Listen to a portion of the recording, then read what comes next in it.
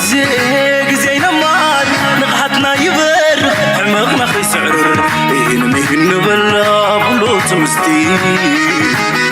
فقر نجاتح نغيب مع داينك عارف لبون سترر سكون يلن قرقو حكا خونيو نبر يا نبر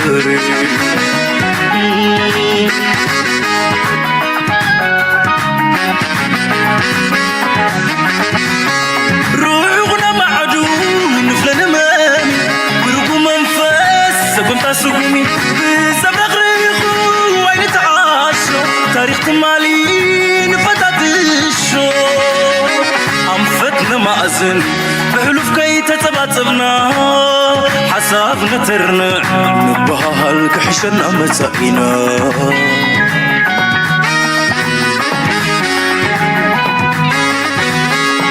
متحققاس سرت بالي مللينا حيلي حيلي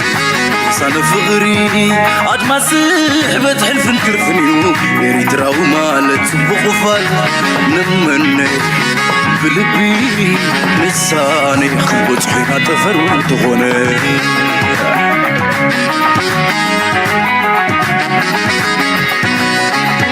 حدا ندي هرمت لبنا عندي يا مزمور كنيتنا وكان هايمانوت زينبل تشعد بحنت معدنا وعز حلو كعزنا سنعاد جقنا تسنقنا سلوم تتنحن كبنا سرت اللاوي بحلنا بسم سماتي محلانا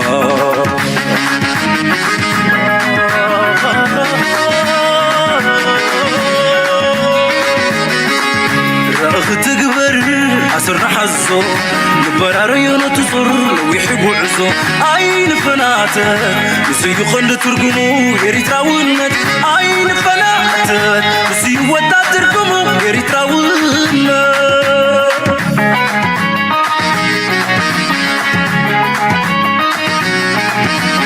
يريد راونت ما درحونت يريد راونت حبن جغلنت عين قدد عن معرار نترر كم منعر بعالت اكوي لقو تسبري اريد راونت سعار سعار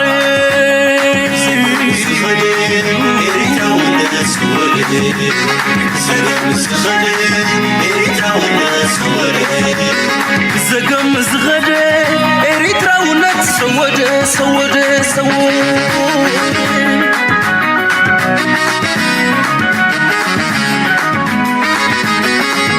رأخ تقبر عصرنا حزو نبرار يونا تصر ويحبو عزو عين فناتك بسيو خند ترقمو يريد راونت عين فناتك بسيو ودا ترقمو يريد راونت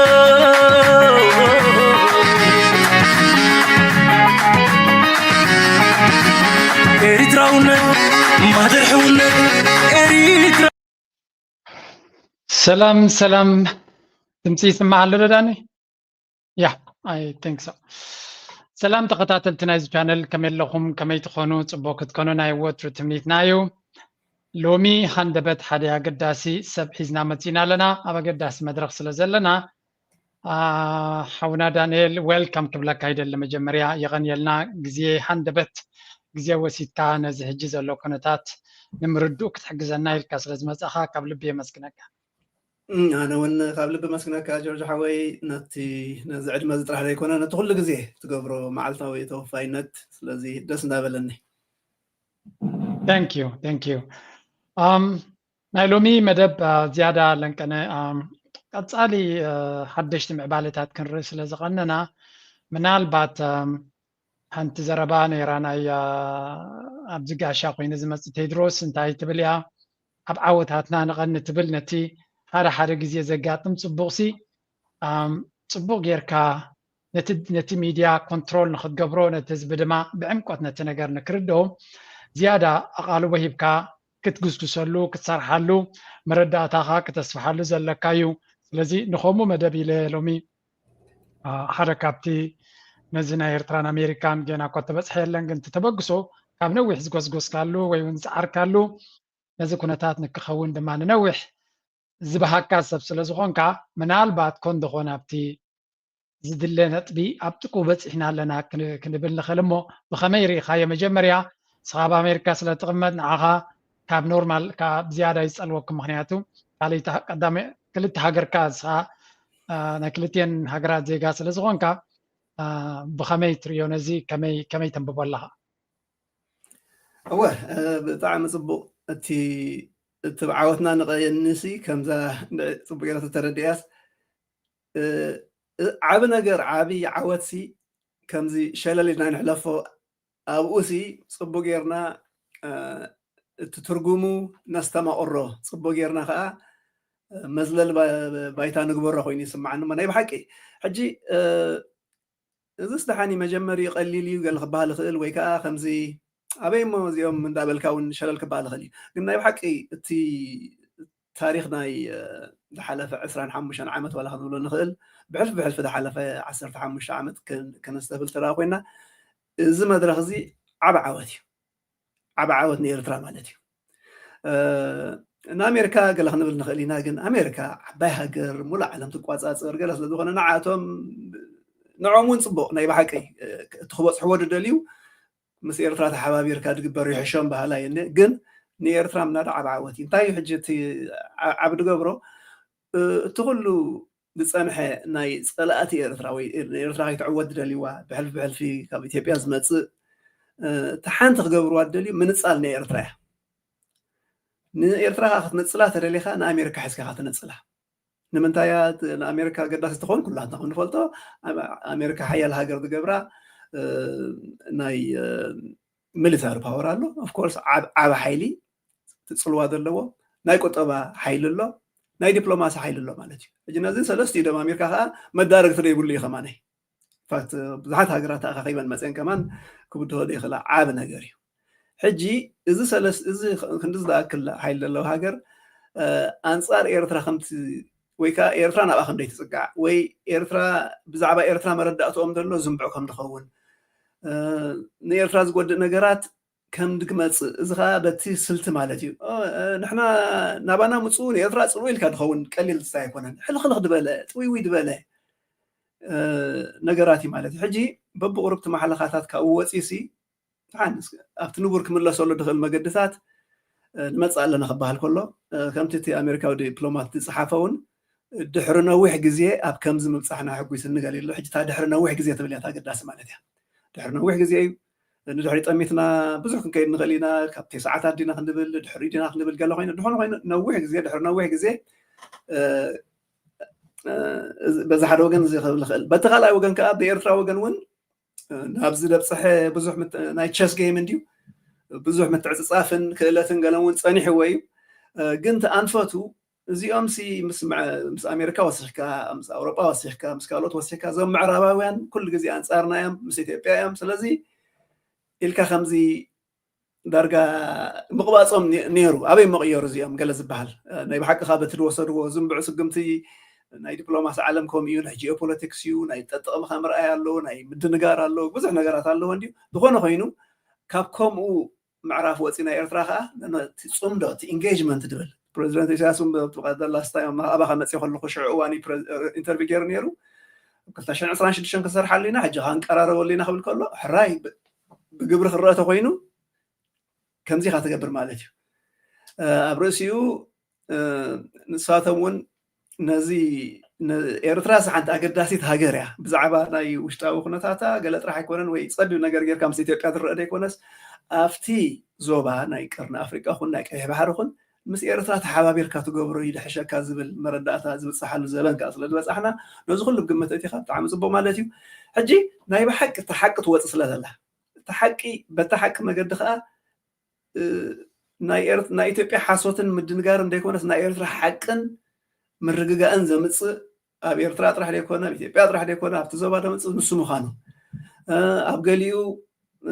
ኩላተን መንግስታት ዘይረዳድእሉ ነገድታት ክህሉ ኢና እንደ መንግስታት ኣብ ሓንቲ ሃገር ኮንካ ከማን ዜጋታት ምስ መንግስትኻ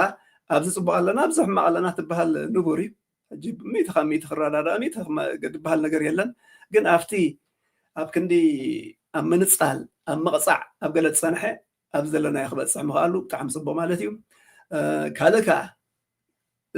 كم توسخنا طبيا أصبح بيلنا هرينا خلينا حدا محدرنا أمريكا متي خالق تكا كل جزء بوليسي غيري جن أبناء واتس أقول لك ما تقول دارجا كيرني خطبت تغني ركاخة ترامب جن فليد بلا سبي فريد بلا محدا رأي طب حيزوهم دلوخة فليد بلا إذا مالت تيوم دي فتحواني مز فتحوي كم يكون أنا زي بقليل الرأي كون جن التي أتحازو مسار حمسي نعنا خم نتأكد جير كاخت أوربو نعنا إيرتران وجن مرد أتاخد جبرلو أبزق على الأواني فات أفتا دحلفتنا 4 عامتو أو تفتنا نيرنا إيرترا أفتا مجمري عمد دحري سالت أنقلت بهلا مالتيو نصاد غنط وين حليفة مسؤوناي كوفيد نجارات مسيو قال حلق لغد بلا زمانات مسيو زناي وجناي تجراي قال أجديد و أفت موداتو إنه خوينو دحر أبناي بايدن أدمنستريشن أتينا مالتيو نسوق أمستيا إثيوبيا ترى ناي سمين إثيوبيا وجد بلوان ساعتهم وجحد حد أو متحلل لنا إيرترا مودا ناي ويان ناي أبم زغل ناي وش أو قداية إثيوبيا قال لما تسيخات تدمت سانكشنات كا ما لسه خلق بيلو مالتي حجين أبزيا شمونته واحد شعته واحد يرد بايدن أمين ترامب وأمبار تقدم حجنا برت فينسترا دهنا لا ويندو أوف أوبورتيونيتي عدل ناي الله مالتي حجي دبلوماتنا إيرترا منجست إيرترا ناي وصا قداي منستر إيرترا خنبل نخل نتي أمريكاس أدلايتيا إنجيج كنجبركا زي قناتنا حج دردو عين الدبلومات ون بقاتهم وقنا له زي يتحالفنا ناي لو بسقمت موسادهم بدو وصلوا خا أبز مبصحو جين أفتا شافينا زلنا مالتيو جن أبزاس اللي درانا يا بتي بكا this is the بلاكا نعملت منستر عثمان صالح مس بزقات أمنا ناي حبرات هاجرات دمصو كوينو بقى صبا قطعم كوينو تخوني تاسلسي فورين منستر ناتنا امباسادر صوفيا تسفا مريم بنا يونايتد نيشنز وغن بإيرتران امباس وغن تشارج دي افيرز برهانه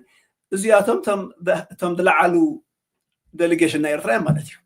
لعل زيوم بريزيدنت راح يمصدخل مالتي حجي بدلعله درجه حيزهم أبكندي بستحت درجة إنجاجمنت ليكونس بدأ على درجة خبروه كله كابزن لعلها كب نابل خيد زد سودو سئلي نايب حق ونسئل سئلهم يوم تويت جرمو عبما لختي علم نتي إيرترا نتصاليا زبل استراتيجي لو كله ولا فتاوخن صلاوخن بحبوب نصلخن عب نجري أو كله جن نالبات من هابسي دقف على بلا رستن ريان خون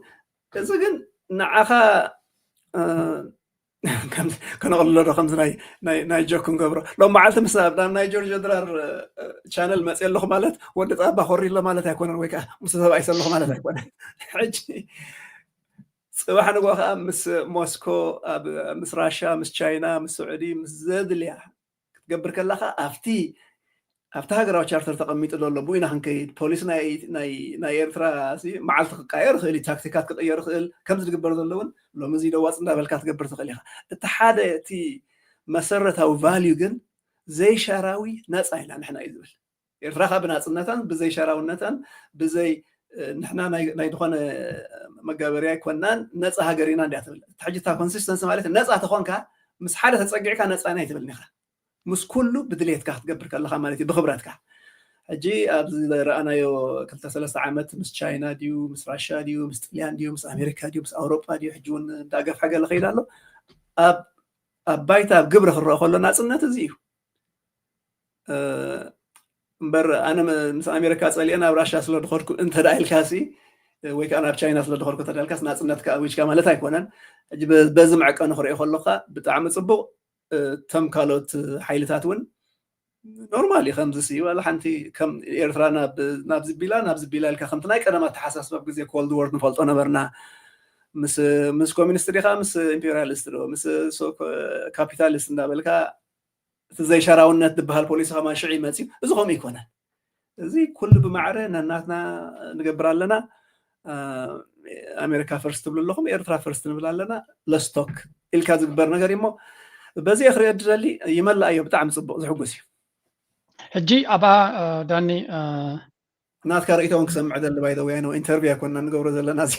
اوكي دحان ግን ምሳ ኣተሓሒዝና ዳሃር ድሕርያ ክባነ እንታይ ብል ሕጂ እቲ ንሪዮ ዘለና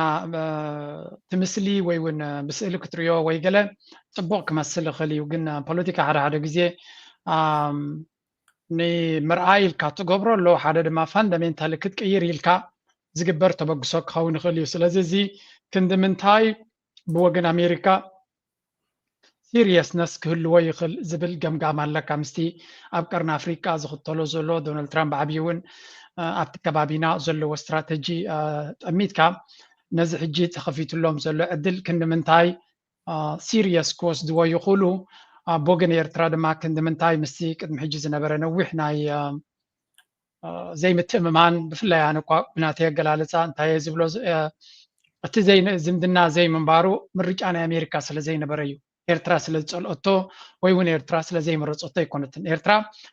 ኣሜሪካ ኣብ ዝሓለፈ 50 ዓመት ጎቦ ስለ ዝኾነ ምስ ጎቦ ተጓኒፅካ ወይ ከዓ ሓደ እምኒ ስለ ዝኾነ ሃሪምካዮን ሃሪምካን ብክልቲኡ ዘሕመመካ እዩ ምክንያቱ ብምሉእ እቲ ናይ ዓለምና ኣካይዳ ድሕሪ ካልኣይ ኩናት ዓለም እቲ ፋይናንሻል ኣርኪቴክቸር ክንብሎ ንኽእል እቲ ማልቲላተራል ኢንስቲትዩሽን ዝበሃል ዩኤን ድዩ ኤቭሪ ፓርት ናይቲ ዓለምና ኣካይዳ ዋላ እውን መስመር ናይ ንግዲ እውን እንተኾነ ፖሊስ ናቱ ኣሜሪካ እዩ ስለዚ ምስ ኣሜሪካ ሪዝነብል ክበኣስ እየ ኢሉ ዝብገስ እሞ ከም ኤርትራ ዝኣመሰለ ክገብሮ ዝኽእል ኣይኮነን ዮን እቲ ኩነታት ምስ ኣጋጠመካ እንታይ ትገብር እዩ ኢትካ ሂብካ ዶ ትንብርከኽ ዋላ እውን ተንበርኪኽካ ምርጫ ዘይብሉ ዓይነት እዩ ምክንያቱ ኣብ ኤርትራ ብረትካ ኣውርድ ተንበርከኽ ካብቲ ቦታት ኣለየ ዝዓይነቱ ስለ ዝኾነ እቲ ሪጂም ቸንጅ ዝበሃል እንታይ ክንገብረልኩም ኢልካ ድሕር ዘይደልየካ ኮይኑ ምሳኻ ዲል ክገብር ትገብር ዘለካ ዩ ጀስት ሃፍቱ ነቲ ዘለካ ብድሆ ክትገጥሞ እዩ ዘለካ ምግጣም ማለት ድማ ኢንጀነራሊ ምስቲ ኩሉ ክበዱ ሰጊርካ ክትከይድ ክትክእል ኣለካ ንኣሜሪካ ገዲፍካ ካልእ ንኣሽቱ ዕድላት ክትረኽበሉ ትኽእል ባይታ ድማ ናብኡ ክትከይድ ክትመርፅ ኢኻ ምክንያቱ ሕቶ ናይ መንባር ሕቶ ናይ ሰርቫይቫል ስለ ዝኸውን እቲ ኩነታት ስለዚ ናይ ኤርትራ ኣብ ዝሓለፈ 20 ዓመት ደይመደይላ ንኣሜሪካ ክንሃርማይ ናይላ ዝወሰደቶ ስጉምቲ ወይ እውን ተበግሶ የለ ምክንያቱ ኣብ ምንታይ ተረኺቦም እዮም ኤርትራ ንኣሜሪካ ክትሃርማይላ ክትብገስ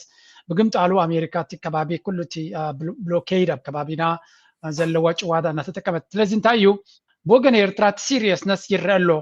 ብዘ ሃይስት ሌቨል ዴሌጌሽን እያ ተሳቲፋ ዘላ ኣብዚ ካብዚ ወፃኢ ክመፅእ ዝኽእል ዝነበረ ፕሬዚደንት ናይቲ ሃገር ጥራይ እዩ ፕሪቲ ማች ብወገን ኤርትራ the highest seriousness of diplomacy ክረዝግል እቲ ዴሌጌሽን ናትካ እንታይ ዓይነት ፓወር ዘለዎ እዩ ካቢኻ ትዕቅኖትን እቲ ተበግሶ ናትካን ድሌት ናትካን ስለዚ ከምታ ዝበልካ ብወገን ኤርትራ በቲ the highest ክገብር ዝኽእል መንገዲ ኣቐሪባ ኣላ ብወገን ኣሜሪካ ነዚ ኩነታት እዚ ምስቲ ዘሎ ኣብ ከባቢና ዘሎ ኩነታት ኣንቢብካ ክንምንታይ ሲሪየስ ክሕዝዎ ይኽእሉ ክትብል ትኽእል ብናትካ ግምጋም ማለት እዩ እወ ሓደ ንድኾነት ነገር ተመበገሲታ ታተልካ ታ መጀመርያ ስጉምቲ ምስ ወሰድካ እንድያ ትኸይድ ሕጂ እዚ ኣፋፍኖት ናይ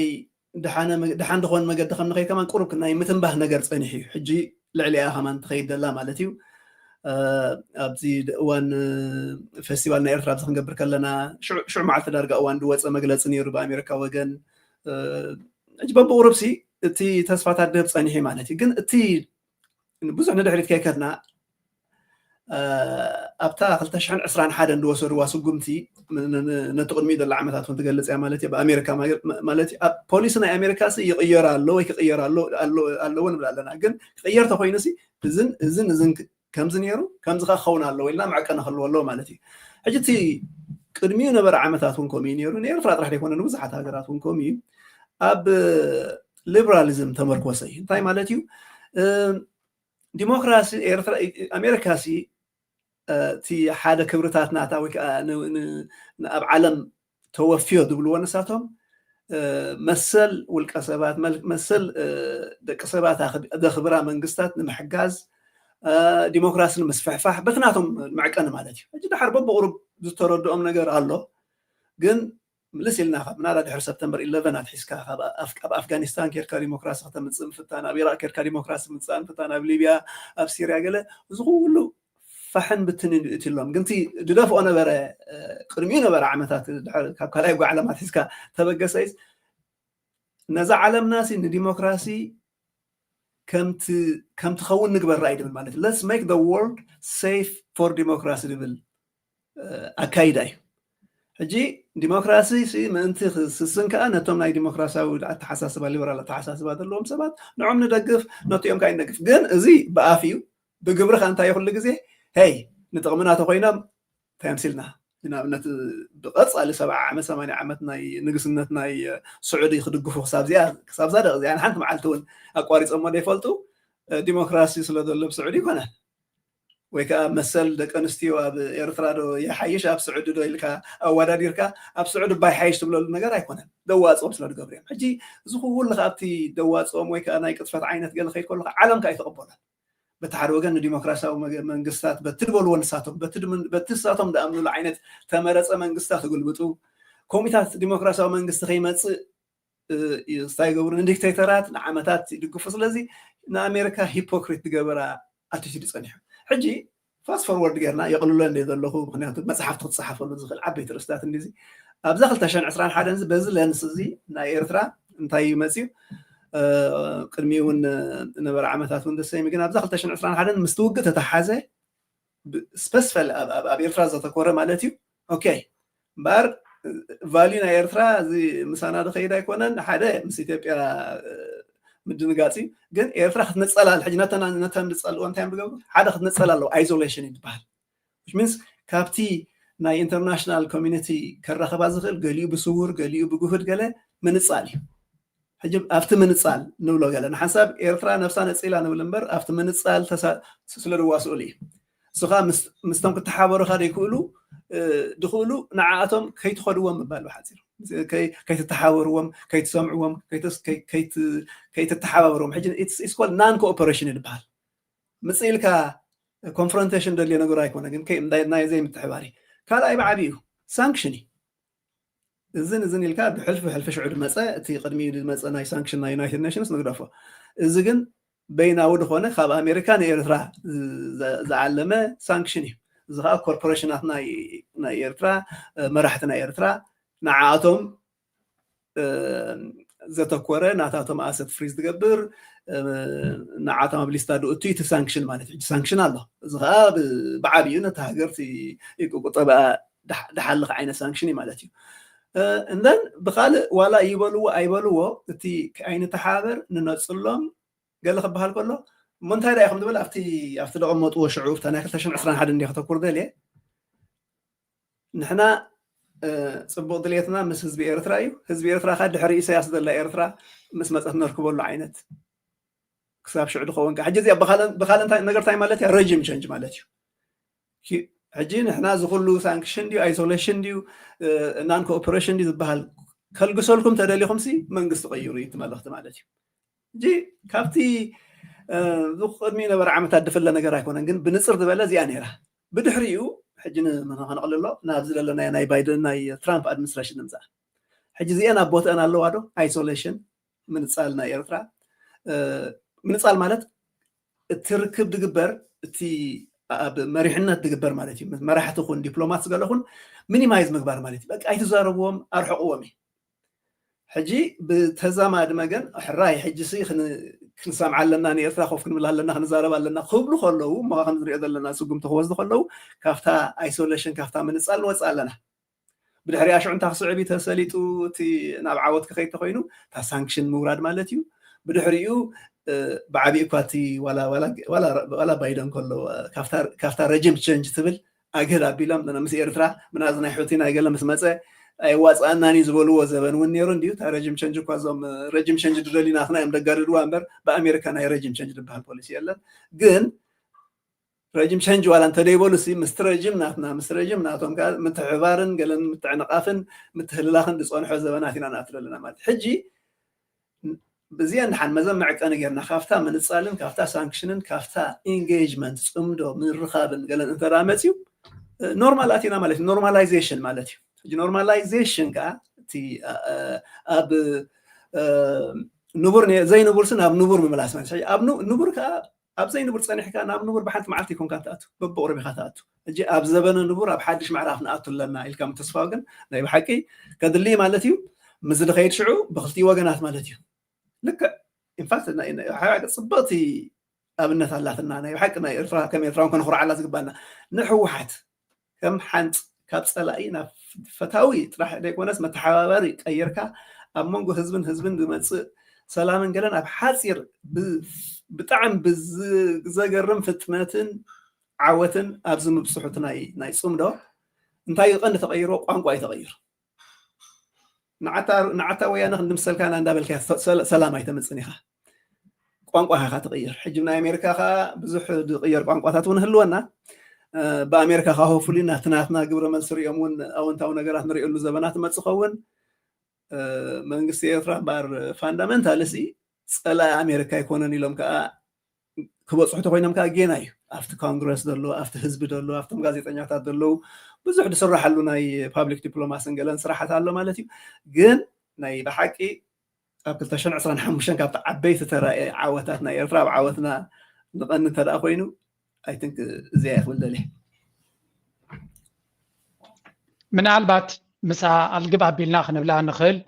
هذا كابتي نزي كونتات ببزح أنجلس كنت متصل زلنا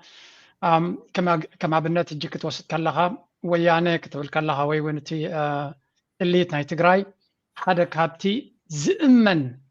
ني انترسنا أمريكا كسرح زخل زت أمامنهم حيلا بكرنا أفريقيا ينيرو جي كل تي calculations up Donald Trump's government is nothing new actually. It's just a part of his plan. أبتي كلتشحن أبتقد ما يترمناتو كجبريل إذا خد زي سلطة أنا قرأت نيرو. نسو أبتي زنا برو ترم كابتشحن أصير شو منتن أمم غير تران إثيوبيان زقاتا ما يبعبيو صراح. أي دونالد ترامب نيرو. وي would administration ناتو green lights جبري نيرو. زي ناتو فقط تجبري كونن. كسبتها last minute ناتو administration زنا برد ما نتا كايدا أب سمين إثيوبيا كايد زنا برد. They were against it. نتي ويانا خبقصوز حسب زنبرة أجندة يقاوموا يمنيرو. بدحر تكوينات جمروا العلاتات كله دحري غايو. It was part of the plan. بايدن كعوات كم زخونس لدفلتو زنبرو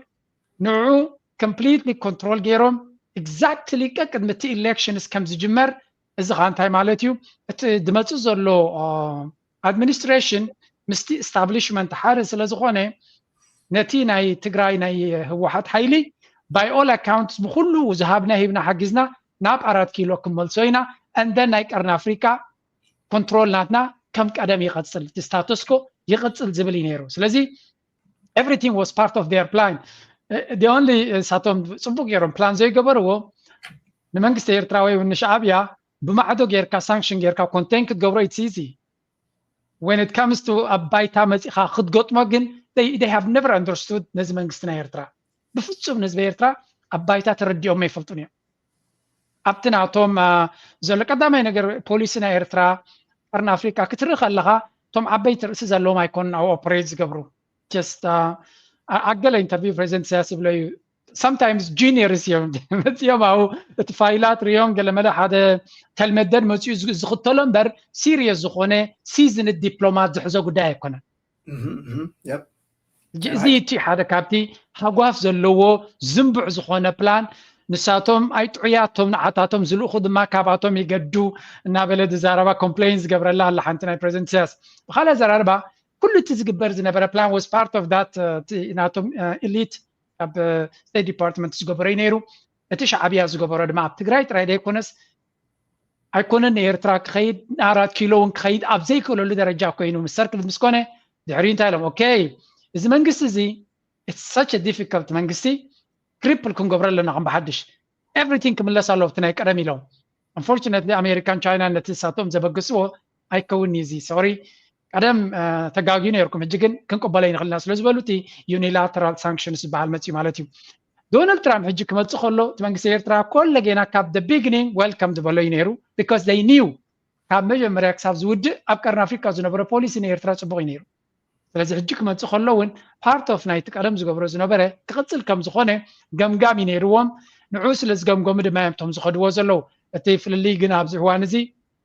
كم تقدم أبدنجات ويون ناي سلام دوغلو ديل كاز بقص رايدي كونس ناتهم جيوبوليتيكا ورب حاون سلزلو ودانيك بحرونا قداس الناس سلزلو الزينة قرات زي سيريس كريو داق مقمت كقبرولو ويون بغلطف كريو كمرصو خوليم انت حجي تحطو انتايو امريكا كل جزي دليتاتا تركب هاجريا باي بزدل يو منقدي دليتاتو ناي مركب كلت علوم انتس فتيخات قبرولهم انتس قديدوم يتكا قعدتي تصوب دليتهم نكرغبو زفتون هاجري ولا اسرا اسرا همشن they're doing the same بزح مكيارات جبريلهم ولا قط نجارات كم قدمهم يخدم تزيل يكونن على إيرترا مع الهندي إذا كعطفوا إذا خطوا يوزف التنزلوية من عبيت هجرات تشاينا يدوم كتويو نيروبا نخلو يد أويخا ربحا خاني مركب تمكرو زلو هجريا هجي إيرترا مستزلوا سكيبسيزم ترتعر اللوا بلي أمريكا برقت ولا ون قال على ما يكون بقلت وني زارب ولو تي أكايدا نتحسسبان بتخكل مزخوني تكسرح زغل كلها توم من دقيمة مبلولو نغلط يزربح مزخوني نغسر نغلب لولو سلازي أمريكا كن من تاي براكتيكال مسير ترا نغسر سنتاي كتحت تدخل فور اكزامبل إيرترا انتاي كتقبر تغل نتمس أمريكا زقبر تصمدو كتقدمه مخنياتو أبي إثيوبيا زلو مراحي whatever إيرترا كتبوكم تغل كابون لعل كبوكم كخيل كبل زغل سكفتا زي بلو مراحي زلا زلو إيرترا نزل زلو كنتات كمي جرا كابيتالايز كتقبر تغل تبل ويون نا أمريكا دليتا تاي كون غل إحنا خيب خمي منكس إيرترا بخمي كقط مدلو النتلو واه ناي بحق I think عند تحمرت ناي زغل قداي راس زاد والكايا نعم ترى نزاد والكايا تصبق يركا تتردي كم واحد استراتيجي لك تعوت الله يسمعني حاجة تايم على كابتن تقص كايا خبتي قبل دبل كون نقدر تليسي حدا تي انتايم دليل مجمرة أمونغو ترامبن أمونغو بايدن كمان قرف اللي يالله لذي قنت حسب كايا انتاي كتفلي الله خذ أبكت عشان عسران حمشان قال هنبل نخلينا قن بفولي مقدسي زي محدارا مانياتو تي أبزاس عزي أدلو سلطان دلو نسوت راح يقدس تمناي قدم نبرو تايم جيروم بيننا حليفنا بزاح يقدسني أبزي أدلو تام زور حزم أدلو انتايم كجبرو جماعاتهم قرب كابتهم حدا فلي دبلو من انتايم كجبر دلي دلو بزاس عزي انت ترديكا تعوث لما قدسات الله مالتي كالاي كم صار خيد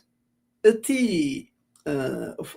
ناي وصاي بوليس ناي أمريكا دتكبرلو ما قدسات الله أفتفصام أكل أبتي بريزيدنت وايت هاوس الله أبتنا يحقق أكل كونغرس تقبر نجارات الله كالوت الله تقديات الله بعري هذا تقدي أقدس كمان قينا تسمعت نزح حج دبل كايا تلمدين دخون ويبزح التقدي باللوم سبات بسود له ما قدتات كأنه مالي إذا حج أب حج بس خطير دي حج لا صدقان بتاناي بناتي مرداتها مالتي بتاناي نايزي محدارا ناي ترامبسي انتاي قدام الناس نجمر نابنت زي ديمقراسي اب عالم ملو مزرقح ويكا اب إيرترا ديمقراسي نمنصا ويا إثيوبيا ويا تقرن أفريقيا قال ما لازم كان بعد جورج دبليو بوش ولا أوباما ولا بالحريو بايدن قال بروح نبل نخلينا إذا محدارا ناي أمريكا كان أجهرة بيلو أمول عالمون كم زي دناوس دول عينت قالتي لك نعنا لقدسنا نا أمريكا زطعم نجاراتي نقطة أنا زقدس معدن لكم قداسنتنا لكم تهونات لكم نسكيورتناتنا مس تشاينا تودادير كام سكالت تودادير كان أمريكا زقدم نجارت لكم صبق بعابي يجن كابسال سيد كم نادا خب كم بعلي إفرا خب سالس عالم زقدسهم ولا نهي معدننا يقال مول عالم قادة أروح لهون بزح نحن خلكلناكم معدننا قال خمسة أبا خاطركم معدن طرح تدخل كلهم تدي اللي خاسي بزح دقدسهم نجار هيكونن أبزا ساعات زياجن أيتن كم قدام النت جيرو الزارب لازم حدا رازي حدا ناي قدينا إيميغريشني كيما تصوم سدتنياتات مالتيو ناب كلا عدتات سدتنياتات حزب خاطر سريدو قال دقدسهم نجار هيكونن قلنا أفتى إيميغريشن ناي متحبار دبلوه أفتى ناي فيزا ناي متصراي بزح بري كونديشنز تقوم تقول له نجارات الله بخوميان كمان يبزا لسه خلص خلوا خاب إيرترا خاب قالن إلا ما بتلسته ونأتي مالو تناي سيركلر أمين فيزا كونسولار سرح مسؤول التحالة نجارات بزعبة إيميغريشن تتحازي مالتي أبرسيو سبكت الرز خلوا سبكتو خلوا نايم تحبر بأمونغو منقصات تكبر نجار الله أجي أبزي نترامب عاب نجاري even though خوناينا ورنا مس أمريكا مستحيل المقارنة مستجلس إذا قالت تو خون نجبون نبرة خم نادا نفتن أشتاقرات نعاد أبزاس عاد زي أجن أنت ما تجبرت بوليس ناي ترامب مس إيرترا بزعبة إيميغريشن بزعبة زنجلن زغات حبابيرنا يلهم كجبروا تقولوا تقولنا بيج ديل ندخلنا هاجر مالتي كاود عبجن تايلو ريجنال ستابيليتي مالتي وقحت صبح ترامب انتهي دبل أنا كسلام يزمت وقع يكون كنت دليل دبل الله حجي خمس صبغت معنا بز حد وجن إثيوبيا نوجد تخواتك نجار مريتكم بحركم ودبكم تبلنا الله حجي ترامب غا كافتي ولا دمكحلو أفتقدميتي 4 عامات محدرة كساب حجي خا وق كيملص شوعة هجرات كم تعرقا غير يلون حنسح وسوسب بلوخين أذربيجان ألبانيا تعرقين دبلنا الأنبر نايب حكي أمونغو هندن باكستان أمونغو بعل كونغو رواندا قلد بزح بوشت تقبروا دلو أنا حساب دلو بريزيدنتسي وقر إيدا لين دل زبل ملختي تسدد دلو مالتي حجي I hope زم دبلوماتنا كمان زيادة بوجي رمس روح لهلو مو هكوت فترة دلو أبقرنا أفريقيا أبي أحمدي سلامن كترجاءن مستمر تصاب واطرح ديكونس مس السودان مس ولا كساب صوماليا دبصح كساب دوب السودان دبصح السودان دبصح مس قبص مس كل تحابيره ناي سلام مرقه تقبر تقل هاجر ايرترا بعابي خار ايام زم كلن هاجرات اما كل ايرترا دول ستابيليتي حجي ستابيليتي عب نغرين مرقه مالتي حجي افتينا يزوباو مرققان وشطاو مرققان كا ابنتاويت هاجر يا تخون دلا ايرترا مالتي نترام نمحدرها ترامب خا ازي بطعم صبغ حدا نتو زي ردو بوليتيكا ناي قرن افريقيا ولا بزنا ايغاد دلو هاجرات نزرا صبصي بلان كم ايرترا غيرو اغدا بينا نزار تدخوين خا بريزيدنت إيساياس غيرو صلوا زلو وسب يلن ابت بوتا حجي نزي حيس كادو حشكا مزيوم تحلالح كبحال كله كم تعنتو يدبلكاي ابايتا بلعلي بسانكشن بصلوا بقله ماين بمنصال قله تغبرو لعل على كن ابايتا كسرح تخوينو كم زي كالي ترى مالتي تمال كمان انه ويانا دارغا خم مقابر في حيرام عصيام كمال سوا ما هاجر قبروا ما بعل ما يكامر بفتنوا النجر بزح تمهروا نجر الله زي رفرات بحال سبا خمسي بقليل تقمت نجر يكون نزبل نجر الله مالتي حجي امنتاينا تفكرنا دلنا قدامنات ناي محدرنا امريكا مردا مالتي مس إيميغريشن تتحازه مس سدتنيا تاتنقلن مس زوبا وسلام تتحازه مالتي بدحر يدخيد ناي ريسورسز قالوا ناي عده ناديو ناي قال او جن ايرترا لوا كالوت هاجرات تروح بوري تقولوا نجر قالوا قال لي انا دفلت نجر سلادي لسي كمزي مطالع ويكا مغربي مطالعي مدارادير تغبر نجر بزح يهلون يعني تفنا يقطبان قال حجي دخونه خوين جن ني ايرترا صلاويت هاجر كوينا منادازا ناي الباب المندب ناي حثي نجر مسمصه مستي سكيورتي ناي قي بحر مسمصخه عري قداس قبره سلام مس ኢትዮጵያ ምስ ሱዳን ገለ ማያደ ይገድሶም ከሆነ خليت قي بحر ግን عري قدسوم مالتي حجي እዝብ ግምት እቲኻ ንኤርትራ ብልጫ ዘለዎ ነገራት መጻአሎ ግን ኣብተና ይስታይን መለስ ኣብተ ኣሰራርሓ ንሓንሳውን ኣነ ከም ኤርትራውያን ክጽሕፉ ወላ መጽሓፍ ተጽሐፍ ከሎ ኣሜሪካ ከም ዝገብር ኣለ ኣሜሪካ ክባል ከሎ ከም ኣሜሪካ ሕውስ ወሳቢል ከም ራእይ ኣለ ግን ኣሜሪካ እንታይ ይሰርሕ ኩላትና ከም ንፈልጦ ማለት ሓድሽ ነገር ኣይኮነን ግን ቁርብ ጥልቅና ክንሓስበሉ የድብል تفصام أكاليو ناي وصا قداي منستري ويكا نايتي سكرتاري اوف ستيت والفورين منستر بولو ناي وصا قداي منستر اب تحت بريزيدنتي ግን ሰለስተ ጨንፈር ደለው መንግስት ስለደኾነ ንዕኡ ከዓ እንታይ ትገብሩ ኣለኹም እንታይ ያስለጥኩም ከምዚ ግበሩ ድብልዎም ከዓ ኣባላት ኮንግረስ ኣለዉ ከም ትፈልጡ ኣባላት ኮንግረስ ከዓ በሰነት ኣለዉ ሓደ ሚእቲ እቶም ዝተረፉ ከዓ በቲ ሃውስ ኣለዉ ብዙሓት ማለት እዩ ሕጂ ትጽልዋ ብመገዲ ኮንግረስ ክመጽእ ክእል እሱ ግን ጽልዋ እዩ እቲ ምውሳን ግን ኣብ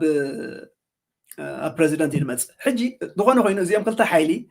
ሓይሊ ሓገግትን ፈጸምትን ኣካል ዋይት ሃውስን ኮንግረስን ንበሎም ነዚኦም ክልቲኦም ከዓ ድጸልዉ ሓይልታት ኣለዉ ማለት እዩ ሕጂ እዚኦም ብሕፅር ዝበለ ላቢስትስ ንብሎም እዚኦም ጸለውቲ ኣለዉ ተመዝገቡ ፈርምስ ኣለዉ ሕጋዊ ላቢ ምግባር ሕጂ ምክንያቱ ነቶም መራሕቲ ነቶም ኣካየድቲ ተቕልለሎም ኣለኻ ማለት እዩ ጉዳይ ናይ ቀይ ባሕሪ ጉዳይ ናይ ኢትዮጵያ ኤርትራ ጉዳይ ናይ ዞባ ኣፍሪቃ ክርዳእኩም ተኮይኑ ንህለ ኢሉ ዘቐብለካ ሓይሊ ድልየካ ማለት እዩ ምክንያቱ ብዛዕባ ሙሉእ ዓለም ስለ ደገድሶም ሕጂ ነዚኦም ቀሪቦም ድቕርብሎም ናይ ላቢ ነገር ተሓላለኸ እዩ ካብ ናይ ኢኮኖሚ ጀሚርካ ሳበ ሕክምና ኩሉ ግን እቶም ላቢስ ነቶም መራሕቲ ረኺቦም تخونات كم زيد مثل له كم زيد تقبر لكم يلوم زي مخروم له حجنا نابزنا مقراب زخونه سب مع زخو حبيلو لابي تقبر له نجار يكون أتوم لابي فيرمس يوم كم دفع كوينهم ستايل تقبروا مالتي حجز يوم كا بزنسهم نسيو بزحتهم مكروتات اللو قال أبرسيو قال أنياتات اللو think tanks اللو قال اللو قال مالتي حجنا زم كنت يوم حيلتات تصلوهم دخونا خوينو مودعته تسأليو حدا نجار بيتبقى إرترابي أبقى خنا مسينا له مسوسنو بمجدي 0-0 after president مالتي حجي ما بزحتك زين تايم بقبر عبيد ولا رستي قوت أخمد سخله انبقر نزي أطرح بملس ويكان نزي أطرح سرح دخونا سب نمزز حجي نزي تايم له special envoy بلوه فولي لوخ حجي انتاي قلنا دلو بقول لم تسألي نزي فولي لوخ سي إيمان كويس الله كم قبو التفولي لوخ سي كي تردو أمسي زخلو ديمقراساوي مجدتات قال حيزو أمسي كسكس اسخاس كخيت بلوه مالت حجنا عملت مايك هامر كنت كسينا حجي تفولي لوخ كا بعلون نفسه حنسأل فولي لوخ مستلله أتوم لابيس تسكا نعاتهم بب مجد ماتيم انبار بناتات كم زي تمثل الله كم زي خاتجبر السخات تمالي أب ساوث أمريكا نبرة إرثرات بهال for all intents and purposes I think المحا مش 10 عام سمعونا يفلتن خون خلي لا تبص سمع ما يفلتن سمعوا تخوينا خا قرب إلى إرترا من البات أبزناي سبورت قالت تقيسا وهي سدتني تات قال خوينهم وهي حما قال نشتي عند بابي لا قال كم زخمة هنا كم زين إحنا بزعبة إرترا تقدسنا نفلتن تينقولوا أبصاب إتنا من تايمكم اللي قبل خلنا بالكلنا تتلمدن تبل كاي عن توي أقدر داسي تخوني بعد سوزان رايس حجي بدحري خندي عمتها تموكرة في جيران نخونا يعني قلت ما جمري هم سهلوا they have no idea بعد من جيرالدين فريزر تخونا غينو نمن تايم كتوم تلمدن ترحم أبزنا بانا دموتسو ويبزح في التقدي بقول قلت له of course كم يخون نيش ده هاجر ندينا تغى هاجر ندينا كرنا أفريقيا كويو مصر ريجنال تبالك الله خاسي أتوم دعاء بيو أبكال تقوم لهم دبلوماسي أيكسود بالكانيم بقمت على إثيوبيا خاب قمتتهم إثيوبيا خاباتهم انتس بتي نوح تاريخ يزلهم هو كنا نوح تاريخ حاجة إثيوبيا خامتها تحزة أفتنا نوح تاريخ دبها أفت لابيني أفتي وسواس غيركاسي صلوا غيركاس مثنتات ناي مصلويتات غيركاسي نتوم كغبرو دخل نعاتهم ناي مصلاو كلاتي مالتي حج توددر أفت لابيني صنيح أبي خا أبو ويتسعر مالتها يكونن ويك حق أصل السعر حق هذا حازر سعر مالتها يكونن نايس أولوا حيل دلوا مالتي حجي كجرمنا يقولوني خبل دالين بر صبغ الله ويكم كنت بالله مالتي جن فتينات علينا التي بوايت هاوس تمزيزو سبيشال انفوي تبعيلو دمز سبن ناتو ستافن كي تردهم مولو سلطان كم دلوا يوم قبل بار بس ما كم دراخب ساتهم أمونغو تجراين غوندرن دفل عينة إثيوبيا عندهم بر أمونغو محران أورومون أمونغو تاريخنا إيرترانا إثيوبيا أمونغو قدلنا أمونغو زخلو ده حالة فعلا لهن شعن كفلت ونخل من الباتنا بولت بوينتس بر بزفلت أتي نجري ولا بس خنقرنا ميبلنا كم زفلات السبعة دلكوا يكون حجرو خانو غينو التقدم الناس نايتم حدران تلافليت كايو التوم عينة نايتم دبلوماسي تلافليت كايو صراحة كان عاتم مهارنا عاتم نتم تلمدن فلتات كم دلو مقبار يكونن نتقو دلوهم ديو نتي حيلهم ديو ريخا خما غير كان افتنات كحيلي أبطأ خمو عالي دخون دلو مالتي حجي أبتي تنصلو تسانيحو التميدا تفرس نتم صلاة خاقريف كلهم كم دلله يمجيرهم لا بي خمانا يرليهم دي مخنيات بينهم مصافر اللون دوارا دروم نقروني يلن مالتي جا كان إيتيبيا وغن يرفرا وغن كان ديسم مع تسانيحو نيرفرا أزيا ناي أفريقيا نورث كوريا نابلكا حنت لاين ترح مفلات ترح تروحين يرفرا كونستيشن يبلان قومي يبلان قلي يبلان تسمعوا يلون تم دبلوماتيكا خمزي حماد قبر دلو خمنا كم يسمعوا لسان حل زبن ساني حنا أب حد زبن نعطلنا مالك لازم نعنا حد زبن نتم دبلومات مسيم دلو نعاثمون حد شيو مخنيات انتهي دخونهم دلو إذا كل قدم حج تجبروا وسي كم ده يصير حلهم من بعلم رأي والله نا أفغانستان إسرائيل قالن عمت كيرم سمود أتوسي نتاليبان قريفهم لهم مزح كوفيلا ناتو أب رياليزيشن أنا سؤال ناين نمبرز زي واتسني حج زا مال تايب ولا عالم تبهال تمسخ الحمد لله يردوا ماله إذا مالت جن ንሶም ውፅእ ኢሎም ልካቶም ሓለፍቲ ማልታይ ፖላር ዝበሃሉ መተካእታ ጥዑያት ፍትሒ ዘለዎም በዓል ቻይና በዓል ተርኪ በዓል ራሻ ምፅእ ኢሎም ተቐቢሎሞም ፍትሒ መፅእ ማለት ኣይኮነ ቀስ ኢሉ ድቕየር ኣብ መንጎ 10-20 ዓመት ንኣትዎ ኣለና ኣብታ ጫፋ ኢና ዘለና እዛ ናይ ትራምፕ ምሕደራ ከዓ ሓፃር ድሕሪ 3 ዓመት እያ ተሪፋታ ዘላ ሕጂ ሓንቲ ዓመት ዳርጋ ትውዳእ ኣላ ማለት እዩ እዚኣ ከይተወደአት ከላ ተደስሊትካ ከዓ ብድሕሪኡ ዋላ ካልኦት ሪፐብሊካንስ ክመፁ ይኽእሉ ዋላ ካልኦት ዲሞክራትስ ክመፁ ይኽእሉ እዚኣ ግን ዳርጋ ደይትድገም ጌርካ ምርኣያ እንዳሓሸ ከይዳ ኣሎ ገለ ደይኮነሲ ዕድል ኣላ ኣይትድገምና እዚኣ ከዓ ፉል ኣድቫንቴጅ ክንገብረላ ኢና ነዚ ዝኸውን እንተኮይኑ ከዓ ከምቲ ትረኻ ብኤርትራ ዝፀንሐ እውን ዶለስ ከምዚ ኢልና ኣብ ሓምሳታት ናፅነትኩም ኣይትግባአኩም ኢልና ልካ ዝበሃል ትረኻ ገለመለ ዝልካ ምስቲ ብዙሕ በዲልኩም ማይ ከምኒ ኤርትራ ሕጂ ግን ሃለኩም ዕድል ኣብ ንቡር ንብለሶ ክትብለሉ ትኽእል ነገር ኣሎ ተደይኮነ ግን ተጋነነ ነጥብታት ኣምፂኻ ምናደ ኣሜሪካውያን ከዓ ዝፀልዎ ነገር ተሎ ከምዚ ዜርካስ ኣንፃፅ ፀላ ኣሜሪካ ኮንካ ክስማዕ ይብልካ ንዓቶም ፀላት ኣለዎም ፈተውት ኣለዎም እዮም ዝቆፅሩ ከምዚ ጉድ ጋይስ ባድ ጋይስ ኢሎም ድመዝንዎ ሕጂ ኤርትራ ሲ ፈታዊት ኣሜሪካ ምዃና ጥራሕ ምስማር እዩ ብሓፂሩ ንፉዓት ተኮይኖም ከዓ እዞም ካልኦት ናይ ኣውሮጳ መራሕቲ ትሪኦም ኣለኻ ካብ በዓል ናይ ፍረንች ካብ በዓል ገለ ንትራምፕ ከምዚ ቆልዓ እንዳሳራሰሩ እንዳቃባጠሩ ከመኻ ጅግና የለን እንዳበሉ ዓለም ተቐይራ አንፎርቹነትሊ ከምዚ ንበፅሕ ኮይኑ ይስማዓንን እዩ ግን ትራምፕ ከመኻ ጅግና የለን እንዳበልካ ድዩ ዋላ እስኻ ሓቀኛ እስኻ ሰላም ተምፅእ ሰላም ከተምፅእ ተኾንካ ከዓ ዝበዝ ዘሎ ሃዋኽ ደኣ ኣብዛ ቀርኒ ኣፍሪቃ ውግእ ከይፈጥረልካ እምበር ኤርትራ ስቅርብቲ እያ እንዳበልካ ድግበር ከምዚ ኩርዓትካ ከምዚ ኢጎኻ ገለ መለ ምርኣይ ንሕና መን ኮይና ገለ ናይ ምስጋድ ናይ ምንብርካኽ ናይ ምኽዳን ናይ ገለ እዚ ናይ ዲፕሎማሲ ቋንቋ ኣይኮነን ናይ ብሓቂ ናይ ዲፕሎማሲ ቋንቋ ክትፃወት ድኽእል ድገብሩ ዘለዉ ኣይቲንክ ኤርትራ ብኸምኡ እያ ትኸይድ ዘላ ባህላ እየ ምክንያቱ ብኸምኡ እዮም ዝዕወቱ ዘለዉ ኣብቲ ፕራግማቲክ ድኾነ ነዚ ተረዲእካ ትገብሮ እዩ ምልእ ከብለላ ተኮይነ ኣብዚ ኩሉ ከዓ ቀንድን ኣገዳሲን ሕጂ ከዓ ግብፂ ኣላትና ማለት እዩ በዚ ናይ ግበር ዘሎ በዚ ናይ ገለሎ ግን ኣብ መንጎ ግብፅን ኣብ መንጎ ኤርትራን ፅቡቅ ርክብ ክሳብ ዝሃለወ ምስ ኣሜሪካ ዘለና ርክብ ከፊኡ ክኸፍን እዩ ብዓብዪ ከዓ ኣብቲ ከባቢና ተኸይድና ከዓ ተንቀንዲ ገደስቲ ግብፂ ኣላ ስዑድ ኣላ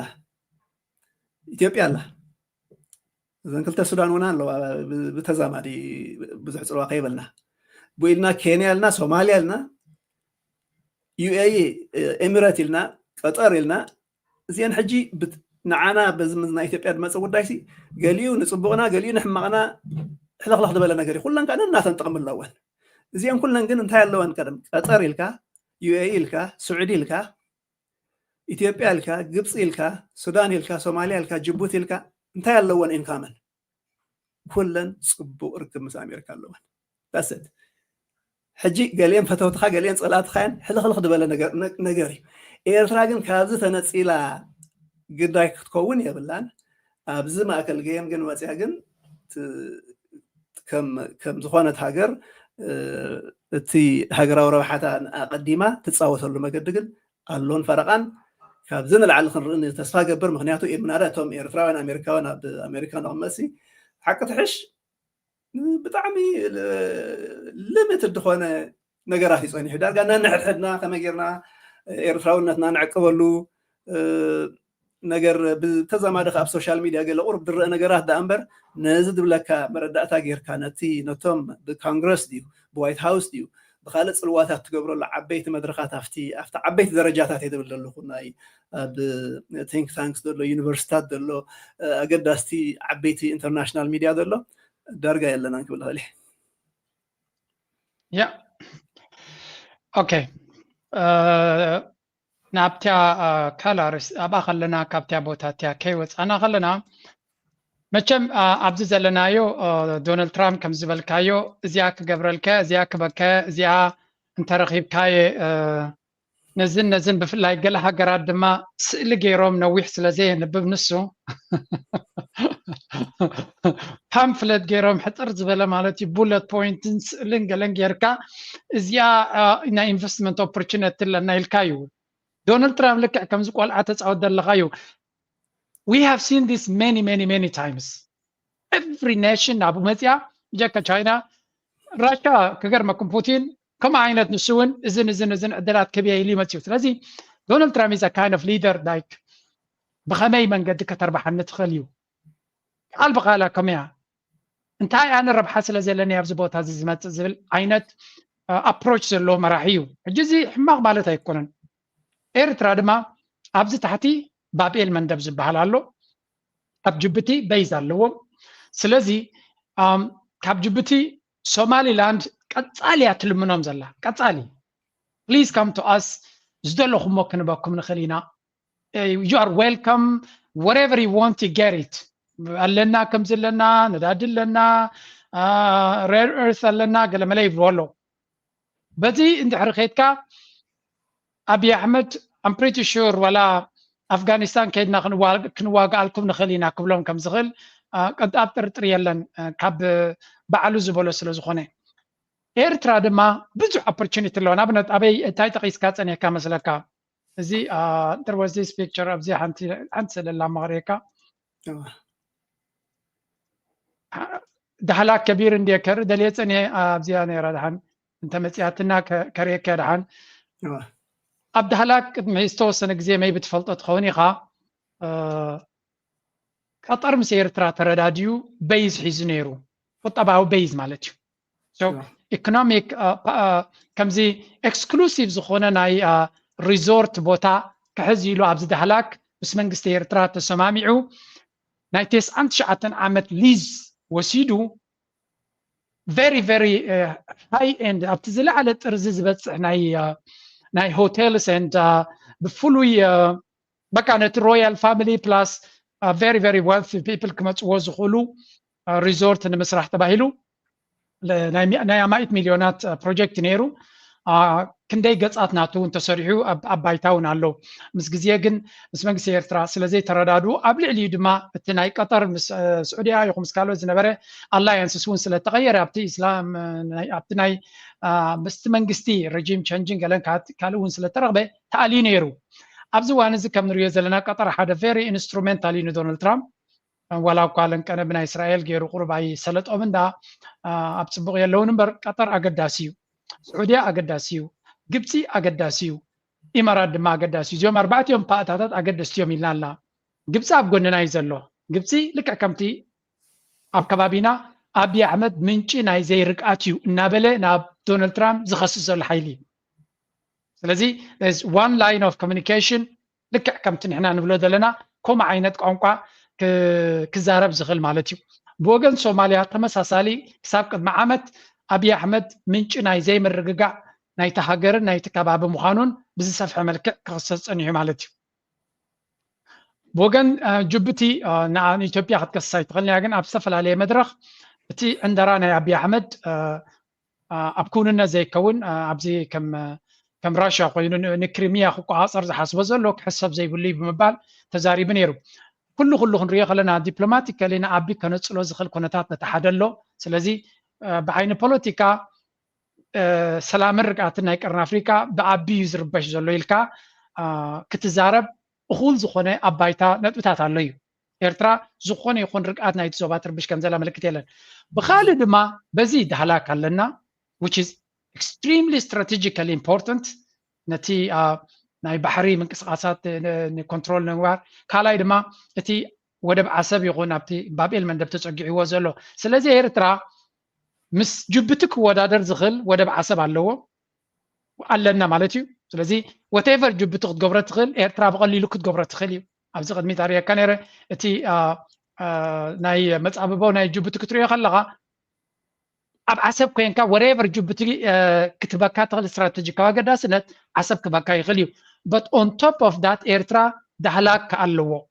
نسمين تقيت كاون أب سمين وين زخونة بيس كتقبر تغلي خاص لذي بفلاي when it comes to نحوتي contain مقبار ديو نتناي ريتسي مسمرنا ينقدك تقو عصر تقينو إيرترا عببوتا كلوا كم زغل فلوتيو سلذي إيرترا مسوز اللوا أمانا انقوغ زخونة بوليسي ني لولاونتها نمريتها يقون بحرا قلن زخونة يقون حيلك كتبو زي تدلي أمريكا دما أبز خدتو بزوح نقرات نخطركب ناي مدلي بحر زلوا እዚኦም ክልተ ነገራት ኤርትራ ከመይ ጌራ ከተተሓሕዞም ትኽእል again ንሪኣ ፀናሕና ኢና ግን ደጊምና ኣብ ባይታ ኮይና ክንሪኦ ከለና ንዶናልድ ትራምፕ ገለ ነገር ከይቀረብካሉ ወይ ገለ ነገር ከይገበርካ ሕራይ ክብለካ ዘሎ ተኽእሎ ቀሊል ኣይኮነን ብግምጣሉ ኣብይ ኣሕመድ ምስ ዓንዳሪ ኣካይዳ ናቱ ዝሓስቦ ዘሎ ኣብቲ ገባሕሪ ዝብሎ ዘሎ ገለገለ ክኢላት ተኸታተልትናተይ ዝብሉ ዓሰብ ወሲዱ ከልማዓ ኣይኮነን እኮ ናብ ኢትዮጵያ ናብ ኣሜሪካ ክሸጣ ስለ ዝደልዩ ናብ ኢማራት ክሸጣ ስለ ዝደልዩ ይብሉ which is possible ዘይከኣል ነገር ኣይኮነን እንድሕሪ ዓሰብ ደልይኹም ሲ ኣነ ክዋግዓልኩም እየ ሽዑ ዝደለኹም ቦታ ከበኩም እየ ኢሉ ፕሮሚስ ከኣቱ ዝኽእል መራሒ እዩ እጂ እዚ ኣብ ግምት ኢቲኻ ኤርትራ ብኸመይ ክፃወቶ ትኽእል ነቲ ኩነታት ንዑ ተፃዊታኻ ክንምንታይ ናይ ንኣብይ ኣሕመድ ኣብ ጎንና ናይ ምግባር ዕድል ከለወና ክእል ትብል ኣንዋሕ ኣቢለልካ ኣለኹ ግን ሓደ ግዜ ነዳዲ የብልናን ወይ ጭቡጥ ነገር የለን ምፂ ኢሎም ንዑ እዚ ውሰዱ ክንብሎም ንኽእል ነዳዲ እውን ክህልወና ይኽእል እዩ በት as far as my ኣነ ዘለና ሓበሬታ ኤርትራ ነዳዲ ለወድ የብላን ዝብል ውዱእ ዝኾነ መልሲ የለን ብጣዕሚ ገዳሲ እዚ ስእሊ ክትርኢ ከለካ ከማን ናይ ብሓቂ እንዳበራልካ ድኸይድ ነገር ኣሎ እቲ ብብዙሕ መገዲ ማለት እዩ ግን ኣብታ ናይ ቀዳምነት ናይ ኣሜሪካ ወይ ናይ ትራምፕ ክንዛረብ ከለና ሲ ንሱ ምስ ኢሚግሬሽን ድተሓዝን ምስ ሰላምን ምርግጋእን ኢልና ኣለና ማለት እዩ ሕጂ ሰላምን ምርግጋእን ቅድምቲ ሪቬራ ዶ ሆቴላት ዶ ቁጠባ ዶ ገለ ዝበሃል እሱ ዳርጋ መወዳእታ ስራዕ ኣሎ ማለት እዩ ግን ንሱ እውን ሃሌካ ክትዛረብ ትኽእል ኢኻ ገለ ግን ብዛዕባ ክትዛረብ ተኾንካ ንዕኡኹን ዋላ ንስዑድኹን ዋላ ንየኹን ንኻልኦት ንዝኾነ ነገር ሲ ኣብ ካልእ ሃገር ከይዶም ክረኽብዎ ዘይክእሉ ብኤርትራ ክረኽብዎ ዝኽእሉ ወይ ከዓ ኤርትራ ከዓ ምስቲ ስትራቴጂ ናቶም ዝኸይድ ገለ ኢልካ ኣብ ግምት ክትምስቲ ግደ ሓቂ ሕጂ ኣብታ ስእሊ ኣብታ ማፕ ተመሊስካ ሪያሊስቲክ ንምዃን ንኣብነት እጅ ንኣሜሪካ ንጠቅስ ኣለና ነዘን ዕራብ ሃገራት ገለ ነዘን ንጠቕሰን ኣለና ገለ ግን እታ ዓሰብ ኣብኣ ከላ ጅቡቲ ኣብታ ጥቃ እያ ዘላ ሕጂ ናይ ሕጂ ንኣብነት ብናይ ስትራቴጂክ ናይ ዋላ ናይ ሰላም ናይ ባብኤል መንደብ ገለ ክንብል ከለና ኣብ ኤርትራ ጥራሕ ኣይኮነን ንምልከት ምክንያቱስ ኣብቲ ከባቢ ሲ ኮፍ ኢልናስ ቤዝ ንገብረሉ እንተዳ ተባሂሉ ንኣብነት እዚ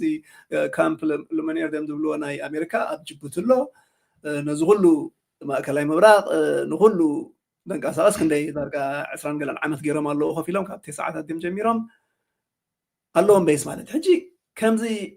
ወይ በኣና ተደይኮነ ኣይከኣልኒ ገለ ይኮነን ምርጫታት ኣለዎም ሕጂ እንታይ ትገብር ዘሎ ንኤርትራ ክትወዳደር እያ ዝግባእ ማለት እዩ ሓደ ነዚ ካልኣይ ዓሰብ ከም ወደብ ከም ናይ ቁጠባዊ መንቀሳቀሲ ወደብ እንተዳሪእናዮ ናይ ኢትዮጵያ ዝኩሉ ምዕልባት ዘሎ 97 ካብ 100 ገለ ብጅቡቲ ድኸይድ ዘሎ ሕጂ ሓደ ዕፅፊ ናይ ኢትዮጵያ ኢኮኖሚ ዲ ዋላ ካብቲ ኤክስፖርት ክገብሮ ዝኽእሉ ነገራት ዕፅፊ ተረኣ ከይዱ ብጅቡቲ እውን ኣይትኽእሎን እያ በይና ማለት እዩ ግን ጅቡትን ዓሰብን ጌርካ ካልእ ወደባት ጌርካ እውን ከም ድከኣል ፍሉጥ ሕጂ እንታይ ማለት እዩ ዓሰብ እውን ምስ ኣብ ጅቡቲ ዘሎ ተወዳዲራ መወዳደርቲ ኣማራፂ እያ ትኸውን ዘላ ጅቡቲ ተደይኮነ ካልእ ወደባት እውን ዋላ ብሞምባሳ ድዩ ዋላ ብፖርት ሱዳን ድዩ ዋላ ብገለ ድዩ ባሕሪ ኣክሰስ ኣለዎም ኢትዮጵያ ነው ሕጂ ከም መወዳደርቲ ነፍስኻ ጌርካ ፖዚሽን ተጌርካ ማለት እዩ ሕጂ ዋላ ኣብቲ ናይ ሆቴላትን ገለመላትን ኮይና ከዓ ሕራይ ኮሚታት ኣሎ ግን እተን ካብ የመን ጀሚርካ ሳብ ስዑዲ ዘሎ ገለ ዝኩሉ ቀይሕ ባሕሪ እሱ እናቱ ደሴታት ኣለዎ እሱ እናቱ መዓት ሆቴላት መግበር ኣለዎ እኳ ደኣ በዓል እዚ ዝሰርሕዎ ዘሎ ከተማታት ስዑዲ እዚ በዓል ላይን እኖም ገለ ትኽእሉ እኖም ሲቲ ገለ ዝብልዎ ዘለው ምዚ ቁጠባ ናይ ኣብዚ ከባቢ ፎርስ ላዕሊ እዩ ኣብቲ ንግብፂ ዝቐርብ ካብ ንዓና ግን እዚ ኩሉ ምስ ቁጠባ ተተሓዘ ዋላ ክገብሩ ተኮይኖም ከዓ በዓል ሳኪን ናይ ሱዳን ወሲኽካ ገለ መወዳደርቲ ኢኻ ትኾን ዘለካ ሕጂ ታዳ ዓበየት ሓደጋ ዘላ ንኤርትራ ንዓይ ኣብዚ ዚሮ ሳም ወይ ንሕና ወይ ንሶም ትብል ዘይኮነሲ ንኤርትራ ሲ ኢግኖር ጌርካ ሂወትካ መቐፃል ማለት እዩ ዝሓለፈ 25 ዓመት ከዓ ከምኡ ኢና ኮይንና እዚኦም ባዕሎም ፍለጥ ኢልካ ኢግኖር ኮንካ ንኣብነት ዓሰብ ኢግኖር ተገይሩ ብብዙሕ መገድታት ጅቡቲ ከዓ ሰሲኑ ሕጂ ኣብ ከምዚ ኩነታት ኣብ ግምት እቲኻ ከም መወዳደርቲ ጌርካ እንተዳሪኻዮ ብዙሕ መገድታት ኣሎ ማለት እዩ ግን እታ ቀንዲ ሕቶካ እንታይ ነይራ ንትራምፕ ሲ ኣብቲ ናይ ቁጠባ ወገንካ ክስሕበለካ ገለ ተደኣ ኮይኑ ካብ ንዑ ንላዕሊ ነዘን ኣብ ጥቓና ዘለዋ ናይ ብሓቂ ኣብ ኣፍሪቃ ፅልዋ ክገብራ ደልየን ዘለዋ ስዑዲ ዩኤኢ ቀጠር ገለ ንዓተን ይተገድስ ሕጂ እቲ ሓንቲ ናብ ቅድሜና ዘላ ዓባይ ሽግር ማለት እዩ ብምንታይ መገዲ ብዘይርዳእኒ ኤመራት ንኢትዮጵያ ሓጊዝካ ንኤርትራ እሕዲግካ ገለ ዝብል ፖሊሲ ከም ዝድግፎ ዘለዎ ይድረአ ዘሎ ማለት እዩ ወይ ከዓ ኣይቃወሞዎን ኣለዉ ብዓቢኡ እቲ ዓበይቲ ትካላት ናቶም ወደባት ካብ ኢስት ኣፍሪቃ ጥራሕ ደይኮነ ዋላ ዌስት ኣፍሪቃ ደልዮም ሙሉእ ዓለም ዘሎ ዓበይቲ ወደባት ምናዳ ዱባይ ፖርትስ ወርልድ ገለ ዓበይ ትካል እዩ ኣብ ሙሉእ ዓለም ዘለዎ እዩ ምስኡ ተተሓዘ ከዓ ኣብዚ ናይ ቀርኒ ኣፍሪቃ ትሒዝካ ሰሜን ኣፍሪቃ ኦል ደ ዌይ ክሳብ ደቡብ ኣፍሪቃ ብድሕሪኦም ብምዕራብ ተርኢና ኣብ ኩሉ ዝኸይድ ዝርጋሐ ዘለዎ እዩ ጎኒ ከዓ ስዑድ እውን ኮሚታት ፅልዋታት ክትገብረሉ ትደሊ ኣብ መንጎን ዝወዳደረሉ ነገራት ክህሉ ይኽእል ሕጂ ኣብ ከም ዝግምት እቲ ኻ ንኤርትራ ከመይ ጌርካ ተወዳዳሪት ትገብራ ኳዳ እንታይ ዝኾን ዘሎ ናትና ሓሸኩም ምባል ማለት እኮ እዩ እዚ ሕጂ ናይ ምስትዮም ኮንካ ዶ ከዳመናቶም ኮንካ ዶ ገለ ዝብል ናይ ዳርጋ ዕሸልነት ዘለዎ ቋንቋ ግድፍ ኣቢልካ ከመይ ጌርካ ሰሓቢትን ተወዳዳሪትን ትገብራ ግን ልኡላውነት ዋጋ ዕዳጋ ዝገብር ትንኹርዓና መገዲ ስለ ዝፀንሐ ክሳብ ሕጂ ከዓ ከመያ ዘላ ልኡላውነት ናይ ኤርትራ ኣብ ዋጋ ዕዳጋ ይኣተወን ሕጂ ከዓ በብቁሩብ ኦኬ ኣብ ልኡላውነት ኣሚንና ኢሉ ካብ ኣሜሪካ ንላዕሊ ብኣሜሪካ ጀሚሩ ቁሉብ ናይ ኢንጌጅመንት ካብ ተጀመረ ኣሜሪካ ከምቲ ዓንተ ይበልኮ ንስዑዲ ንዩኤኢ ንግብፂ ነተን ኣብቲ ከባቢ ዘለዋ ዋላ ተርኪን ገለን ሓውሰን ኩላተን ፅቡቅ ርክብ ፅቡቅ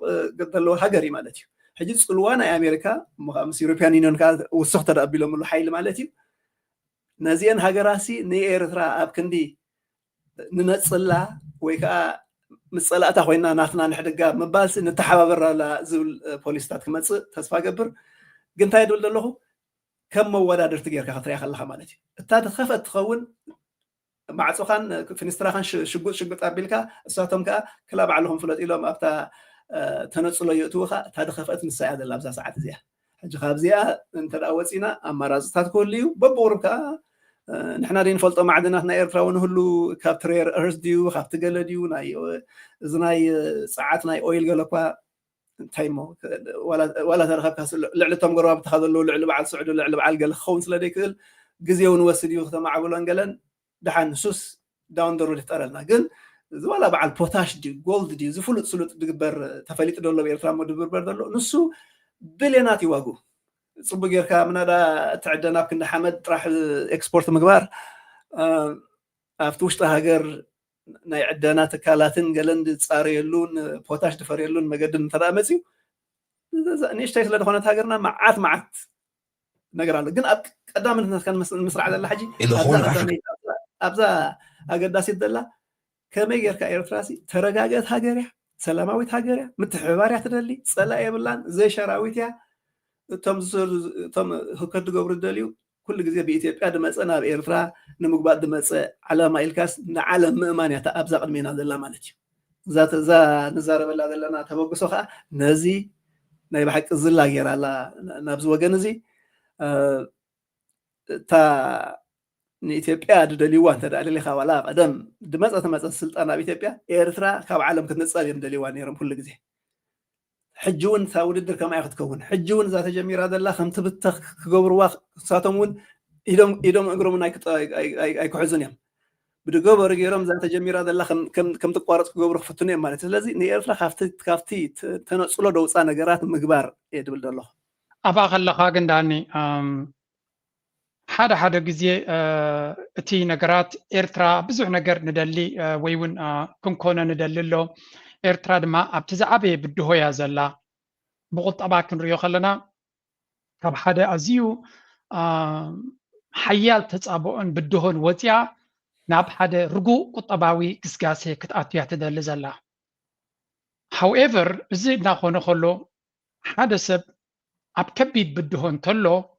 እንታይ ክገብር ኢኻ ትፅበዮ ከም ሃገር ወይ ከም ግለሰብ ክትሪኦ ከለኻ ነቲ ዘለዎ ፀጋታት ኤክስፕሎይት ክገብሮ ትፅበዮ ወይ እውን ክምዝምዞ ፎር ኤግዛምፕል ኤርትራ ብዙሕ ሪሶርስ ኣለዋ ንፈልጥ እቲ ዘለና ደረጃ ናይ ቁጠባ ዘለናዮ ድማ ዋላ እቲ መንግስቲ ኤርትራ ከም ስትራቴጂ ሒዙ ዝሰርሓሉ ዘሎ ኣብ ሕርሻ ሰልፍ ሰፊሽንት ናይ መግቢ ነፍስኻ መመጋብ ጥራይ ዘይኮነሲ ናይ መግቢ ሓርነት ክልወና ፉድ ሶቨሬኒቲ ክልወና ኤነርጂ ሶቨሬኒቲ ክልወና ካልእ መሰረታዊ ነገራት እውን ልኡላውነት ክልወና ይዝደሊ እቲ መንግስቲ ነዚ ነገራት እዚ ንክትበፅሖ ግን ሪሶርስ የድልየካ ፀጋታት የድልየካ ገንዘብ የድልየካ ኣቕምታት የድልየካ ቴክኖሎጂ የድልየካ መንግስቲ ኤርትራ ድማ ፎር ኤግዛምፕል ንኣብነት ነዳዲ ኣሎ ብታዓዲ የለን ዝብል ብዙሕ ነገራት ዘረባ ኣሎ ኤርትራ ነቲ ዘለዋ ፀጋታት እንድሕር ነዳዲ ኣለዋ ኮይኑ aggressively ከምዘን ካልኦት ሃገራት ኤክስፕሎይት ክገብርዎ ክምዝምዝዎ ዝጓየዩ ክትጓየ ዘይምምራፅ ማለት ሽግር ኣለና እንዲሁ ብድሆታት ኣለና ሕፅረታት ኣለና መንግስቲ ኤርትራ ነቲ ብድሆታት ናቱ ንምብዳህ ንኣብነት ናይ ነዳዲ እስከ ኣብ ኢድና ዘየለ ነገር ክንዛረብ ኣይንኽእል ኢና ብዙሓት ሶርስስ ከም ዝብልዎ ግን እሱ እውን ከም ዘሎ ዝገልፅ ሓበሬታ ከም ዘለዎን ብዙሓት ምንጭታት እውን ነቲ ናይ ኤርትራ ቦታ ምስ ነዳዲ ዝተሓሕዝዎ ስለ ዘለው ምስ መንግስቲ ኤርትራ ብኡ መንገዲ ገይሮም ክዘራረቡ ዝደልዩ ሓይልታት ከም ዘለውን ይሰምዕ ኣነ ገለገለ ከም ዝሕብሩን ማለት እዩ ካልእ ድማ ንኣብነት ፖታሽ ኣለና እዚ ፖታሽ እዚ ድማ ንኤርትራ ጥራይ ዘይኮነስ ብዓለም ደረጃ እውን ገለ ካብቶም ኣድለይቲ ፀጋታት እዩ ናይ ቻይና ካምፓኒ ሕግብግብግብግብ ክብል ብገለ ፀብፃብ ዝረኽቦ ኣብ 2023 ፍርያቱን ዕዳጋ ከቕርብ ይግባኦ ነይሩ ክሳብ ሕጂ ድማ ናብ ዕዳጋ ክበፅሕ ኣይከኣለን መንግስቲ ኤርትራ ዋላት ፕሬዚደንት ኢሳያስ ናብ ቻይና ከይዱ ከለዉ ነዚ ጉዳይ እዚ ይለፍኣሉ ከም ዝነበረ ተሰሚዕካ ግን ነቲ ዘለና ፀገማት ሪኦም ድዮም ክምዝምዙና ዝፍትኑ ወይስ ካልእ ምናልባት ኮን ዶኾን ሕጂ ንኣብነት እቲ ናይ ፖታሽ ካምፓኒ ስለምንታይ ጠጠው ኢሉ ነይሩ እንድሕር ኢልና እቲ ኮላሊ ዝበሃል ናይ ኣውስትራልያ ካምፓኒ ፅቡቅ ዝኾነ ፋንዲን ይረክብ ነይሩ ድሕሪኡ እቲ ናይ ኣሜሪካ ዕፅዋን ክባን እዩ ጠጠው ኣቢልዎ ምክንያቱ ነቲ ዝነበሮም ካፒታል ናይ ምርካብ ተኽእሎ ብኩሉ ዕፁ ምስ ኣበልዎ ተስፋ ቆሪፆም ኣብ ናይ ቻይና ናይ መንግስቲ ካምፓኒ ሸይጦሞ እቲ ካምፓኒ ድማ ተቐቢሉ ኣክንዲ ነቲ ስራሕ ብዝቐልጠፈ መንገዲ ክፍፅሞ ምፍታን ምስቲ ዘለና ፀገማት ኣነ ከም ናተይ መረዳእታ ማለት እዩ ስኩዝ ክገብረና እዩ ዝፍትን እየ ዝብል ኣነ they are squeezing us እንታይ ማለት እዚ ኣብ ዓለም ደረጃ ከም ድሌትና ንብረትናትና ኣወዳዲርና ክንሸጦ ከምዘይንኽእል ስለ ትፈልጡ ዘለው ልክዕ ከምዚ ንስኻ ንዕዳጋ ሒዝካ ትመፅእ እቲ ንብረት ናትካ ግን ሓደ ሰብ ጥራይ ክገዝኦ ዝኽእል እንዳር ኮይኑ እንታይ ዝገብረካ በቃ ክንዚአን ክበካ ዝኽእል ዘይትብቲ ኮይንካ ባዕልካ ትፈልጥ ናበለ እንታይ ገብረካ ብውሑድ ክሸይጥ ከም ትኽእል ትገብረካ ስለዚ ነቲ ዘለና ድኹም ጎኒ ወሲዶም ድዮም ነቲ ስራሕ ቀልጢፉ ከምዘይውዳእ ዝገብርዎ ዘለው ወይ እውን ብመንገዲ ናይ ኢትዮጵያ ዘሎ መንግስቲ ሕጂ እናተዛረብኩ እግረ መንገድና ክነተሓዛ ስለ ዝደለ ናይ ኢትዮጵያ ዘሎ መንግስቲ ምስ መንግስቲ ቻይና ኣብ ርክብ ስለ ዘለዎ ልዕሊኡ ድማ መንግስቲ ቻይና ክሳብ 14 ቢልዮን ስለ ዝውውደ ገንዘብ እቲ ኣብ ኢትዮጵያ ዘሎ መንግስቲ ድማ ምስ መንግስቲ ቻይና ምስ ኤርትራ ትገብርዎ ዘለዎም ዝምድናታት ጠጠው ኣብልዎ ምክንያቱ ንሕና ካልእ ዕላማ ስለ ዘለና ብዝበለፀ ምሳኹም ክንሰርሕ ነዚ ቦታ እዚ ኢሉ ንቻይና ድዩ ዲሌይ ክገብሮም ፀኒሑ so many things ኣብዚ ክንዛረቦም ንኽእል ከምቲ መንግስቲ ኤርትራ ውሽጣዊ ኣካይዳ ናይ መንግስቲ ኤርትራ ስለዘይንፈልጥ ዘለና እዚ ሕጂ ንብሎ ዘለና ምስ መንግስቲ ኣሜሪካ ክትዘራረብ ከለካ ብፍላይ ዶናልድ ትራምፕ ናይ ካፒታል ሰብ እዩ ናይ ኢንቨስትመንት ሰብ እዩ ከምዚ ፕሮጀክታት ኣለና ቅድሚ ሕጂ ብሰንኪ ናትኩም ድፊት ክሰርሕ ዘይከኣለ ሕጂ ግን ናትኩም ኮርፖሬሽንስ ተወዳዲሮም ክኣትውሉ ዝኽእሉ ዕድል እንተሎ ዕድል ኣለውኩም ኢላ ኤርትራ ነዚ እውን ኣብ ጣውላ ክትቅርቦ ትኽእል ዶ ትኸውን ነቲ ካልእ ዘለዋ ፀጋታት ናይ ቱሪዝም ድዩ ናይ ነዳዲ ድዩ ናይ ጂኦተርማል ኤነርጂ ድዩ ናይ ካልእ ዊንድ ኤነርጂ ድዩ whatever it is ኤርትራ ናብ ኣሜሪካ ብሓደ ሰሪሕና ንሓበራዊ ዕቤት ክንከይድ ንኽእል ኢና ካልኣይ ድማ ምስ ጥልያን እውን ተሰማሚዖም ስለ ዘለው ጥልያን ድማ ነቲ ዘለዎም ምስ ዶናልድ ትራምፕ ዘለዎም ርክብ ተጠቒሞም ምስ ኤርትራ ዝግበር ርክብ እንታይ ይረኣየካ ኣነ ክሪኦ ከለኹ ኤርትራ ብዙሕ ነገር ከም ትሓስብን ግን ነቲ ትደልዮ ንኸይትፍፅሞ ኢንዳይሬክትሊ ብሎኬድ ከም ዝሕዛ ከም ዝሓፅራ ዘሎ እምበር እቲ መንግስቲ ኮምፕሊት ሓሳብ ስለ ዘይብሉ ወይ እውን ነቲ ዝድለ ዘሎ ለውጢ ክገብሮ ተበግሶ ስለ ዘይብሉ ወይ እውን ባህጊ ስለ ዘይብሉ ከም ዘይኮነ ማንም ኤርትራዊ ዝርድኦ እዩ ናትካ እናበባ ኣብዚ ኩነታት እዚ ብዙሕ ነጥብታት ይበካ ኣለኹ what do you think ኤክሰለንት እቲ ንኣብነት ሓደ መሻርክትስ ዋላ ፈታዊ ኩንሲ ካልእ ምርጫ ከምዘይብልካ ምስ ፈለጠሲ ይጥቀመልካ ኣድቫንቴጅ ወስደልካ ዝብል ኣሎ ማለት እዩ ሕጂ እዚ ግዳይ ገብረካ በቲ ሓደ ወገን በቲ ካልኣይ ወገን ከዓ ነቶም መሻርክትካ ዘይእሙና ትገብሮም እዚኦም እመኑ ድዮም ገለ ሕጂ ካብዚ ክንወፅእ ተኮይንና ግን ሓንቲ ነገር ክንከለን ልክዕ ዓለም ከመይ እያ ትሰርሕ ከምኡ ተደጊሮምካ ኣብ ገለ ገነት ኣለኻ ማለት እዩ ዝኾነ ቢዝነስ ነንዶ ሃገራት ዝኾነ ክልተ ቢዝነሳት ተሳሚዐን ገብሮ ከለዋ ኮፍል ባህላ ጫበጣ መንዩ ተሓደ ከም ተጠቃሚ ትገብር ኤርትራ ከዓ ዓቕሚ ሃልይዋ ናብቲ ንኤርትራ ትጠቅም ትገብር ነገር ዓይና ከም ዘይተሓስኻ ፍሉጥ እዩ ሕጂ እቲ ጂኦፖለቲክስ እቲ ኢንተርናሽናል ኦርደር ናይ ዓለም ምትሕብባራት ኣለዎ ፍሻህ ምባል ኣለዎ ምስኣል ኣለዎ ከምዚ ትብሎ ዘለካ ከዓ ኢድና ጠምዘዝካ ኣድቫንቴጅ ምግባር ኣለዎ ምግባት ኣለዎ ምውራር ኣለዎ ሕጂ እንታይ ደኹም እንታይ ይድብል ዘሎ ኾነቲ ኖርማል ዓለም ከምኡ እያ ትሰርሕ ዌልካም ቱ ኖርማል ዓለም ነዚ ዘይፈልጥ ኣብ ናይ ኢንተርናሽናል መድረኽ ክፃወተ ኮይኑ ወይ ከዓ ሃዲሙና በዲኡ ከይድ ኣሎ ማለት እዩ እዚኦም ሰርቆን ኣለዎ ክብል ማለት እዩ ሕጂ ከም ኣብነት ልክዕ በዛ ንበልካያ ክንከይድ ተኮይንና ኣብዛ ሰዓት እዚኣ ራሻ በቲ ናይ ብዙሕ ዶሎ ዝኩሉ ሳንክሽናት ማለት እዩ ኣማራፂ የብላን ትገበረት ገይራ እተን መብዛሕትኡ ትገብሮ ዘላ እቲ ነዳዲ እቲ ፀዓት ንህንድን ንቻይናን ከም ሸይጠም ገይሮም ህንድን ቻይናን ከዓ ኦኬ ኣብዚኣ ዓቕላ ዝፀበባት ሃገር ኣላ ኢሎም ኣድቫንቴጅ ወስድላ ኣለዉ ብድሓሰረ በቲ ናይ ዓለም ደረጃ ክትሪኦ ከለካ ሲ ሕጂ ራሻ ገሊኡ ዓዊሉ ገሊኡ ትሕምትሕም እዚአን ሃገራት ሕጂ ሓንኪስና ስለ ዝረኣየና ይጥቀማልና ኣለዋ ብሉ ግን እንታይ ገይሩ ፑቲን ኣብዚ ናይ 80 ዓመት ናይ ቻይና ክኸይድ ከሎ ወይ ቻይና ኣብ ሞስኮ መፅኡ ክብል ከሎ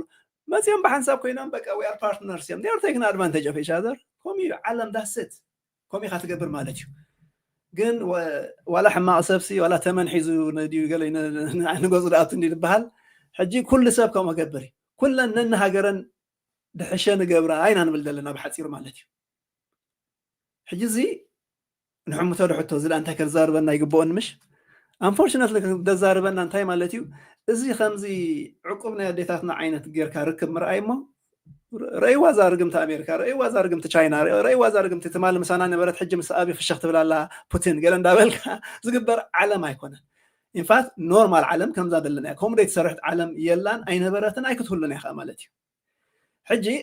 ድኾነ ኮይኑ ኣንፈት ኢኻ ትብል ተለኻ ኣንፈት ናይ መንግስቲ ኤርትራ ድወስዶ ዘሎ ፖሊሲታት ካብዚ ምርጫ ዘይብልካ መፃብቦ ናይ ሳንክሽን ዘለዎ ናይ ምርጫታት ብዙሕ ደይብሉ ናይ ተነፅሎ ዘበን ወፂኻ ከመይ ጌርካ ኢኻ ተስፍሕ ይደሎ ምሽ ሕጂ ምስ ጥልያን ርክብ ርኢና ምስ ኮርያ ምስ መቸም ዝኩሉ ፈተናታት ኣሎ ምስ ስዑዲ ምስ ኣሜሪካ ምስ ገለ በቲ ሓደ ወገን ፖለቲካሊ ምፍትታሕ ማለት እዩ በቲ ሓደ ወገን ናይ ምስ ድስዕብካ ናይ ቁጠባዊ ኣመራፂ ምፍትታሕ ማለት እዩ እዚ ንኣብነት ምስ ኣሜሪካ ከምቲ ኣነ ድምነዮ ምናዳቶም ከም ኤርትራዊ ኣሜሪካዊ ከምቲ ነዚ ኤርትራ ካብዚ ምዕራባዊ ዓለም ክትነፀል ኣለዋ ዝብሉ ምስኣቶም ብዙሕ ኣይሰማዕነ ኳዳ ናብዚ ተቐረበት ሕሻ ዝብል ባህላ እየ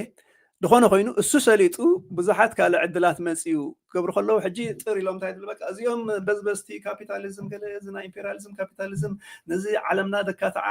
ናይ እንታይ ክትብሎ ናይዞም ኖርዝ ኤንድ ሳውዝ ኤንድ ጭቁናት ዓለም ገለ መለ ዝበሃል ናይ ፓን ኣፍሪካኒዝም ገለ ይክን ሰይ ዋሬቨር ይዋንት ግን ንምሸት ዓለም ኣብዛ ሰዓት እዚኣ እንታይ ትሰርሕ ማለት እዩ ነናትካ እያ ዩኤ እንታይ ትገብር ኣላ ንዓ ድሕሻ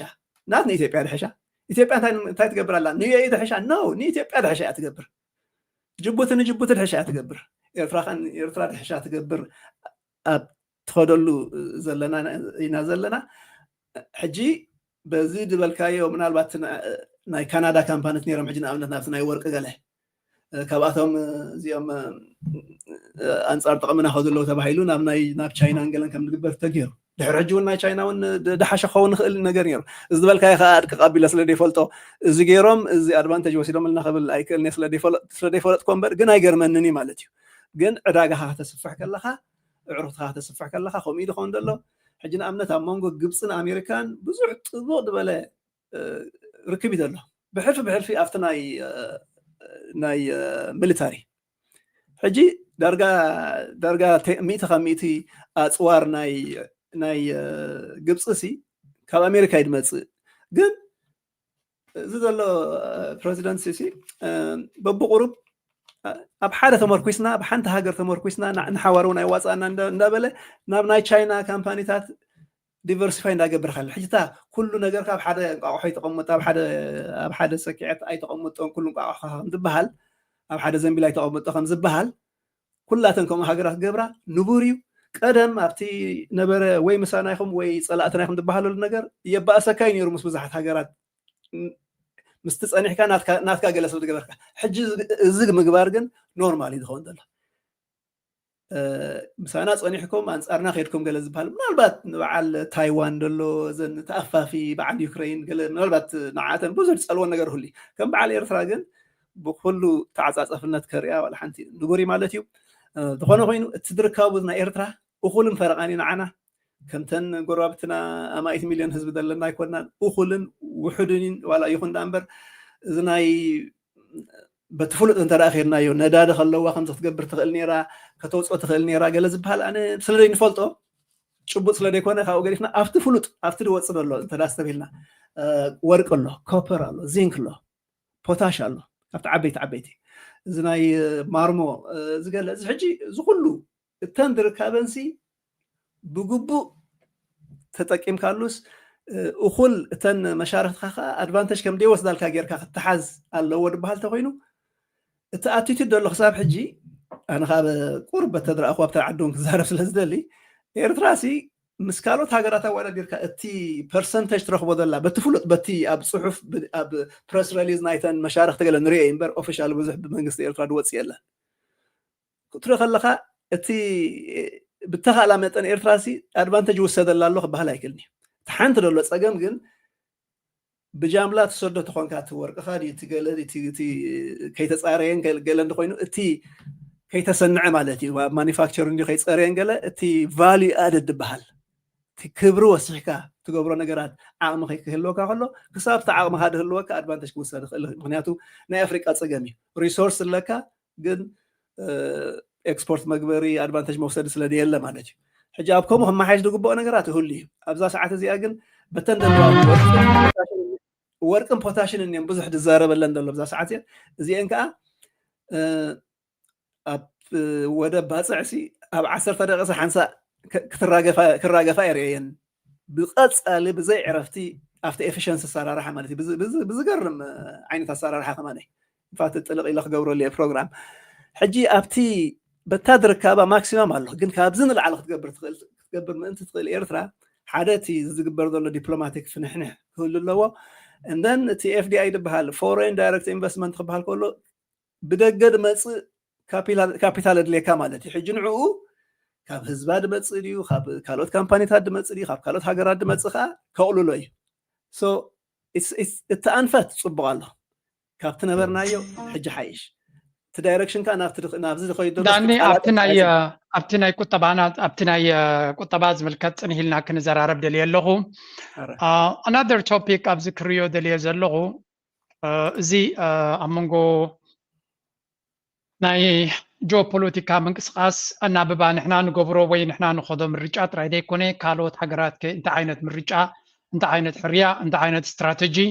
ኣብ ዲፕሎማሲ ይኹን ኣብ ፖለቲካ ኣብ ቁጠባ ክኽተላ ይኽእላ ኣገዳሲ እዩ ብፍላይ ኣብዚ እዋን እዚ እቲ ናይ ቀርኒ ኣፍሪካ ዓብይ ሽግር ፈጣሪ ኮይኑ ዘሎ ኣብይ ኣሕመድ ለንቀነ ኣብ ራሻ ከይዱ ምስ ፑቲን ዝገበሮ ብዙሕ ዓይነት ትንተና ክወሃቦ ርኢና ኣለና ፕሮፓጋንዳ ክስርሓሉ ርኢና ኣለና ናው ኣብዚ ፐርስፔክቲቭ ወይ እውን እቲ ብናይ መንገዲ ክንሪኦ ይመርፅ ኣነ መሲልካ መጀመርያ ዋላ እኳ ኢትዮጵያ ናን ኣላይድ ማለት ምዝደለየቶ ሃገር ርክብ ክትገብር ዝፍቀዳ ሃገር ተኾነት ወይ መሰል ዘለዎ ሃገር ተኾነት ኣብ ዘበነ ዶናልድ ትራምፕ ኣይኮነን ከም ኢትዮጵያ ዝኣመሰለ ሃገር ኣይኮነ ንህንዲ ዝኣመሰለ ሃገር እንኮላይ ንቻይና ምስ ራሽያ ዘለኩም ርክብ ክትበትኩለኩም ብዝብል ናይ መወዳእታ ስትራቴጂካዊ ኣካይዳ ብፍላይ ኣብ ልዕሊ ህንዲ ዝኽተሎ ዘሎ ናይ ታሪፍን ናይ ተፅዕኖን ስጉምቲ ክንሪኦ ከለና ብፍፁም ተፃዋርነት ኣብ ዘይብሉ ደረጃ በፂሕኩም ዘሎ ንርኢ ኣለና ሓደ ስለዚ ኣብይ ኣሕመድ ናብ ራሽያ ምኻዱ እጂ ገለገለ ሰባት ኣብዚ ናተይ ርእቶ ሪኣክት ክገብሩ ንሪኢ ኣለኹ ኤርትራ ናብ ራሽያ ከይዳ ናብ ቻይና ከይዳ ንኣሜሪካ ትርጉም ዘለዎ ኣይኮነን ወይ እውን ዘገድስ ኣይኮነን ስለምንታይ ኤርትራ ካብቲ ናቶም ዲክሽነሪ ተኣልያ ዝነበረት ሃገር እያ ስለዚ ኤርትራ ፕሪቲ ማች ከን ዱ ወሬቨር ኢት ዋንትስ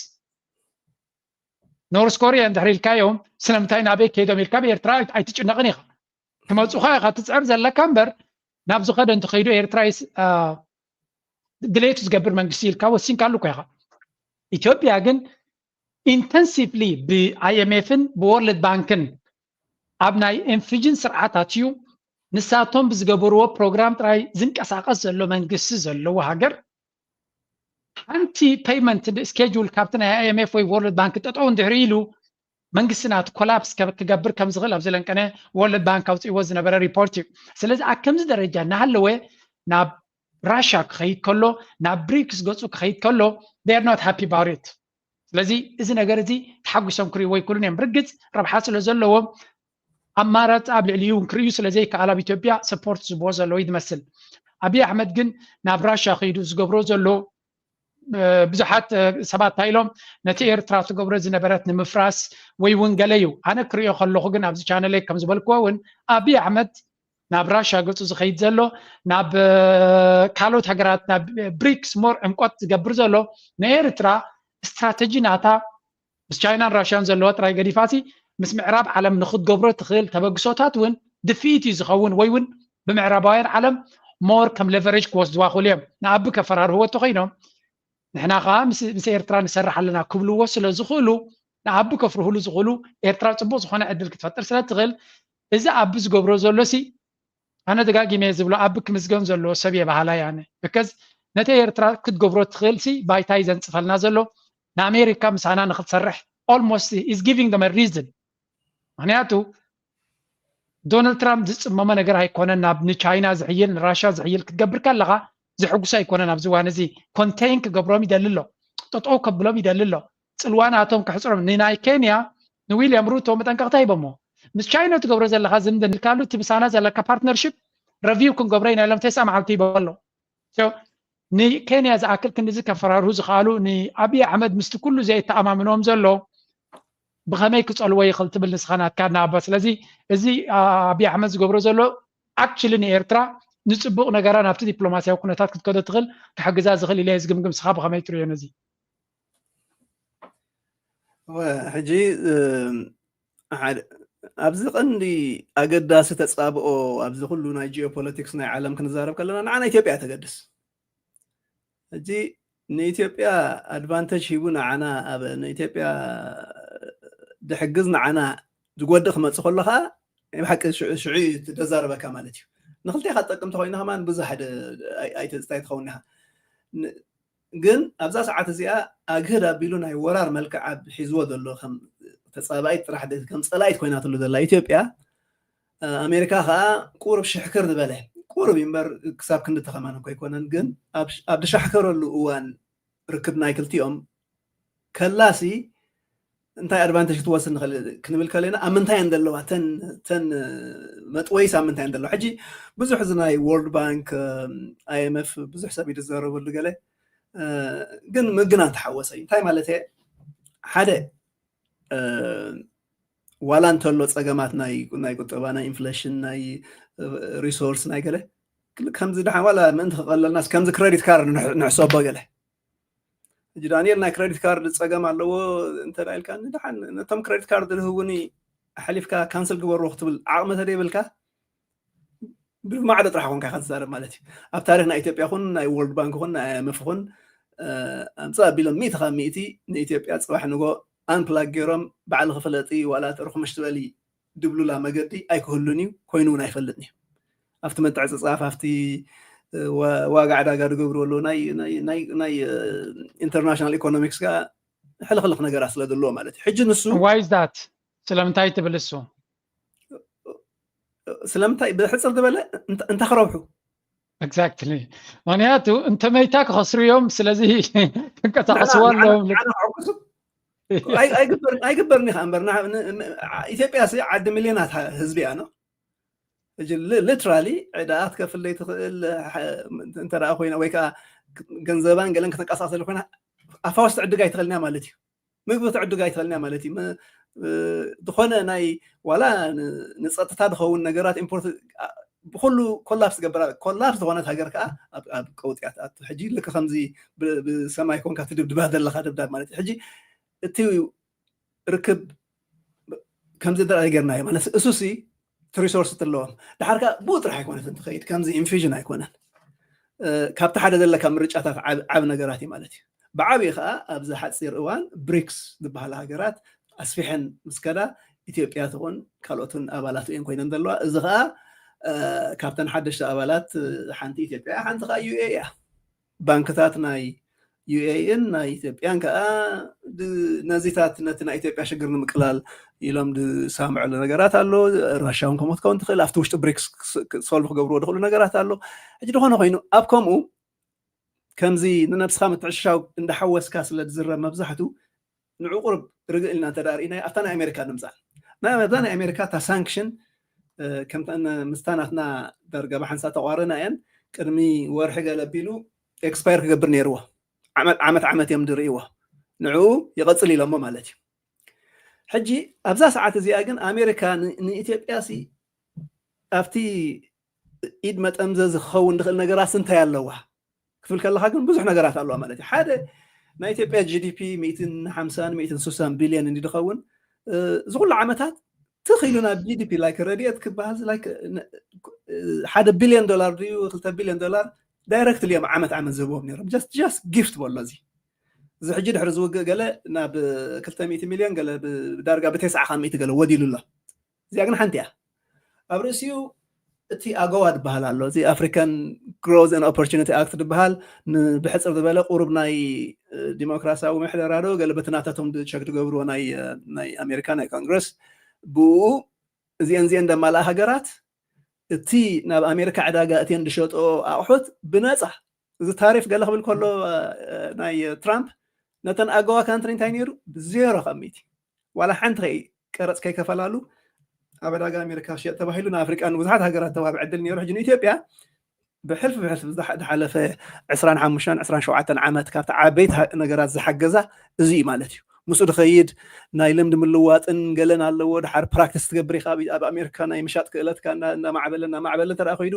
እቲ ኳሊቲ ናቱ ከዓ ተተፍርዮ ነገራት እውን ነቲ ዕዳጋ ክጥዕም ኣለዎ ሕጂ ብዙሕ ነገራት ዝተናኸፈ ነይሩ ሕጂ ኣጎዋ ኣብ መንጎ ኣቋሪፆሞ ማለት እዩ መዝናይ ስታምፕ ገበረ እዚ ከዓ ሓደ ዓብይ ወይ ንዑ ክንከፍተልኩም ኢና ወይ ንዑ ነጥፎ ኢና ድብል ሕጂ ትራምፕ ብዓብዩ ነዚ ኩሉ ብዙሕ ናይ ርድኦን እዩ ክድምሰስ ኣለዎ ባህላ እዩ እዚ ከምስቲ ናይ ረድኤት ናይ ዩኤስኤድ ኣይኮንኩን ትብል ኣለኹ እዚ ኣጎዋ እዩ ድኾን ዘሎ ሕጂ ኣጎዋ ከዓ ከምዚ ዋጋ ዕዳጋ መግበር መጣልዒት እቲ ናይ IMF ወርልድ ባንክ እውን ኣቦቱ ኣሎ ካብኡ ሓሊፉ ምስ ቴሮሪዝም ገለ ተተሓዘ ምስ ሶማልያ ምስ አልሸባብ ገለ ተተሓዘ ብሓቂ ኣድቫንቴጅ ድወተሉ ኢትዮጵያ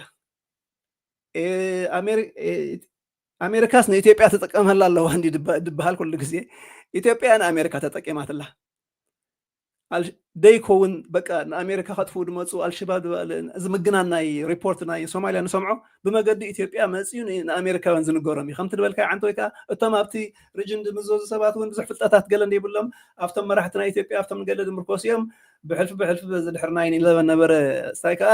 መፁና ጥፍኡና ስለ ዝኾነ ኢትዮጵያ ካብቲ ዓበይቲ መሻርክቲ ተባሂላ ነቲ ሚሊታሪ ድኸውን ፋይናንስ 100 ሚልዮን 200 ሚልዮን 300 ሚልዮን እንዳመዝመዙ እዚ እቲ ኣግሂድካ ሰብ ድፈልጦ እዩ ብውሽጢ ናይ CIA ክንብል ኢና ናይ ስለያ ናይ ገለ እንዳበልካ ከዓ ብዙሕ ከዓ ብኣድቫንቴጅ ስኩስ ዝገብሩሉ ፀንሕካ ነይሩ እዚ ከዓ ዋጋ ዕዳጋ መግበር ኸውን ማለት እዩ ካልእ ኤግዛክትሊ ከመይ ከም ዝሰርሕ ዳ እምበር ኣሜሪካን ግብፅን ኢትዮጵያን እንተዳኢልና ኣሜሪካ ንግብፂ ትቐርብ ግብፂ ከዓ ትቐርባ ትራምፕ ከዓ በቲ ቦግቦ ገባ ዘራርቡን ኣገዳቢሉ ንግብፂ ዝዛረብ ኣላ ካብዚ ገርድ ትሒዙ ካብዚ ገለ ትሒዙ ድኾነ ኮይኑ ግብፂ ኣንፃር ኢትዮጵያ ስርሐ ኢላ እንተረኣ ዓጢቃትሉ ብዙሕ ነገራት ለቨረጅ ኣለዎም ኣሜሪካ ማለት እዩ ሕጂ ነዚ ኩሉ ኣብ ግምት እቲና ካልእ ብዙሕ ዘይጠቐስናዮ ናይ ሓገዝ ናይ ገለ ኣሎ ካብ ኣሜሪካ ዝረኽብዎ ሕጂ ኣሜሪካ ብዙሕ ትኸስረላ ግን ተደማሚሩ ካብቲ ጂዲፒ ናቶም ካብቲ ዓቕምታት ናቶም ካብቲ ምስ ራሻ ምስ ቻይና ገለ ክገብሮ ድኽእሉ ምሉእ ካብ ምሉእ ኣብ ትሕቲ ኣሜሪካ ይትውን ኣይትብልኒ ኢኻ እኳ ደኣ ሜይቢ ናይ ምትዕፅፃፍ ክረክብ ኢሉ ጋላበጦ ኣብይ ኣሕመድ እውን ኣለዎ ማለት እዩ ሕጂ ነዚ ኩሉ ኣብ ግምት እቲና ኣብዛ ሰዓት እዚኣ ኤርትራ ናብ ኣሜሪካ ገፀ ቅርብ ክትብል ከላ እሱ ከዓ ካብ ርሕቕ ብል ኣሎ ማለት እዩ ሕጂ እዛ ተቐሪባ ዘላ እዛ ዊንዶ ኦፍ ኦፖርቹኒቲ ብዛዕባ ኤርትራ ኢኻ ትገብራ ኤርትራ ሲ ከምቲ ትግምትዋ ከምቲ ትብልዋ ኣይኮነትን ኣብ ርእሲኻ ግብፂ ከኣላትና በዚ ሕጂ እታ ኣድቫንቴጅ ንኤርትራስ ከመይ ጌርካ ኣብዚኣ ተፈጢራ ዘላ ዕድል ፀፅቡቃ ተርእየሉ እዩ ዘሎ ተለይኮነ ኢትዮጵያ تصدف الله مو سئلنا نرأي قال دطعم عينت ددغاغم زرباتات الله يا حجي تي إيرترا on relative terms كم نايلومي تكونتات أبيق الله يفلتني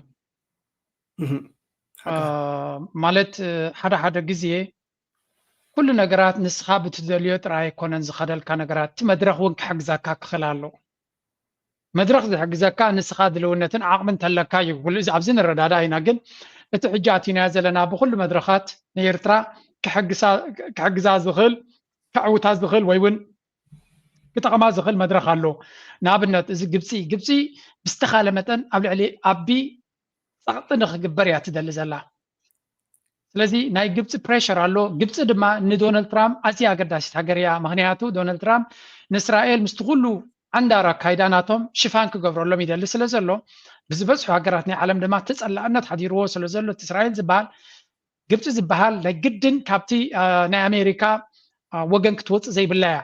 ርግጽ በዓል ግብጺ ወላ እውን እንተደለዮ ኣሜሪካ ኣለዋ እዩ ብፍላይ ከመይ ጌርካ ትሕዞ እውን ይፈልጥዮም ኣሜሪካ ኩሉ ግዜ بخلو كارتا تاركيبا ليفرج زي بلون كوينم زخدي يكونون اللومي اوريدي بخمي انتاي كتصاوت يقولوا ولا وين حجتي اب اثيوبيان ريزلنا نا ابي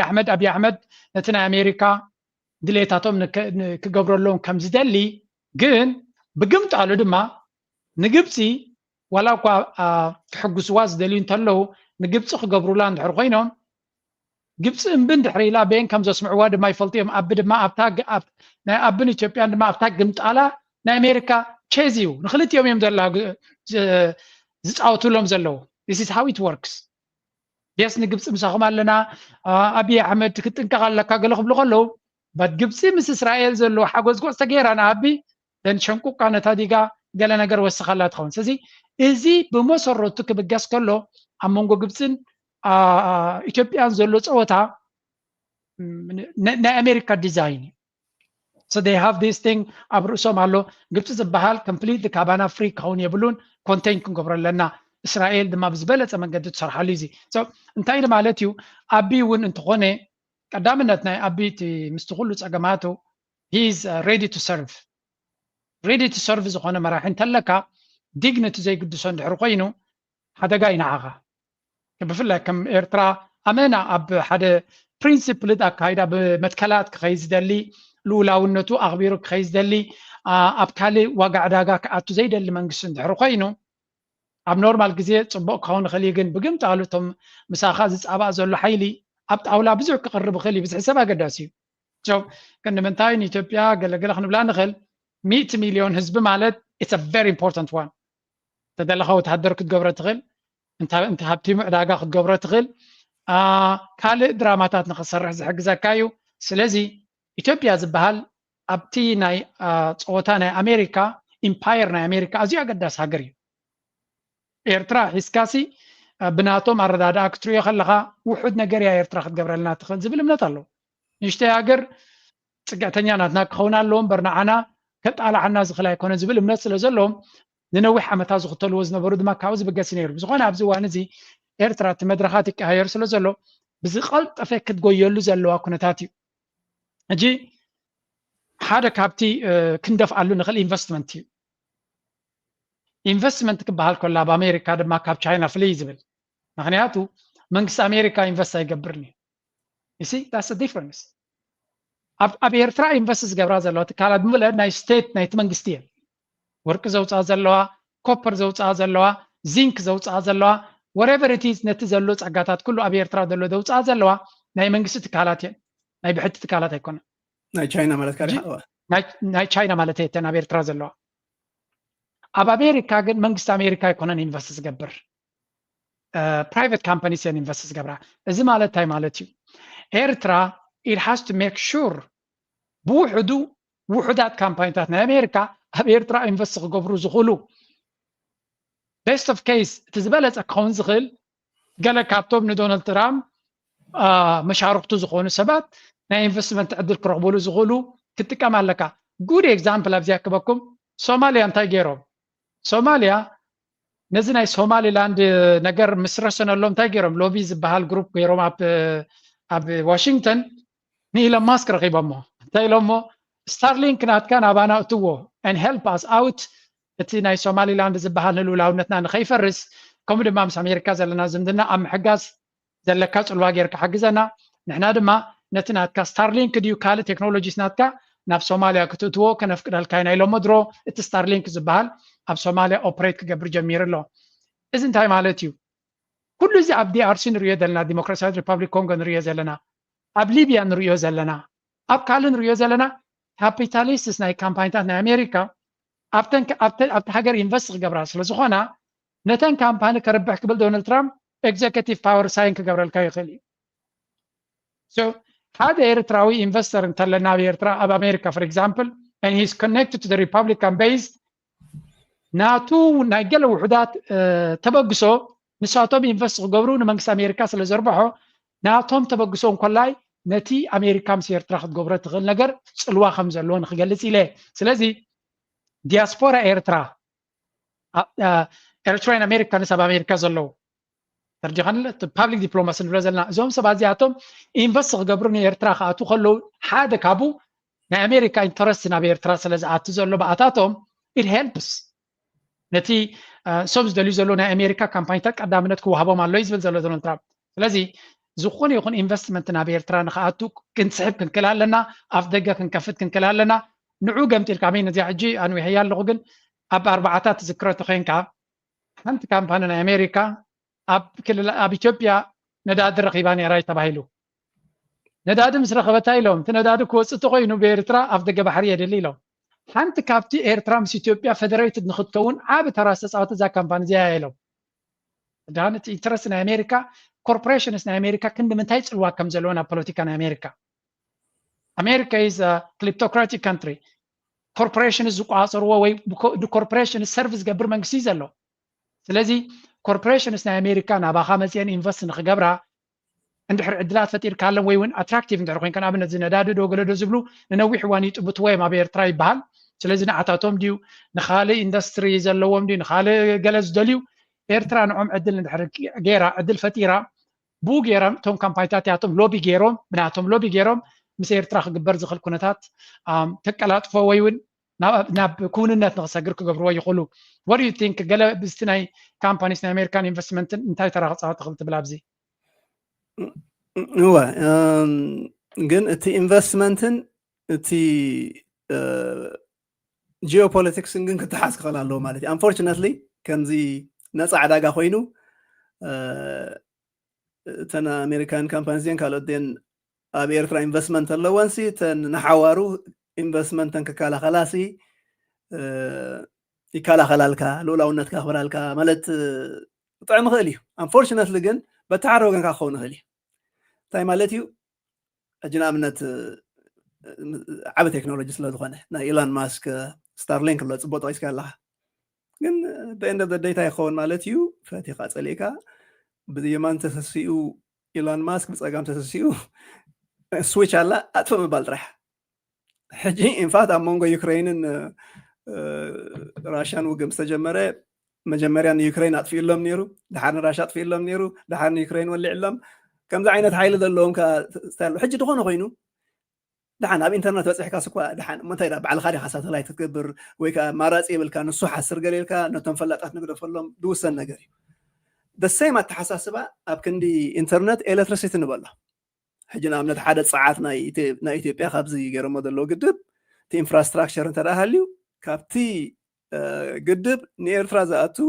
ፓሎታት ገመዳት ገለገለ ጌርካ እቲኻ እቲ ኤሌክትሪሲቲ ብቐሊሉ ምልእቲ ኤርትራ ክተብርሃ ትኽእል ኢኻ ግን እንታይ ካ ትኸውን ኣለካ ማለት እዩ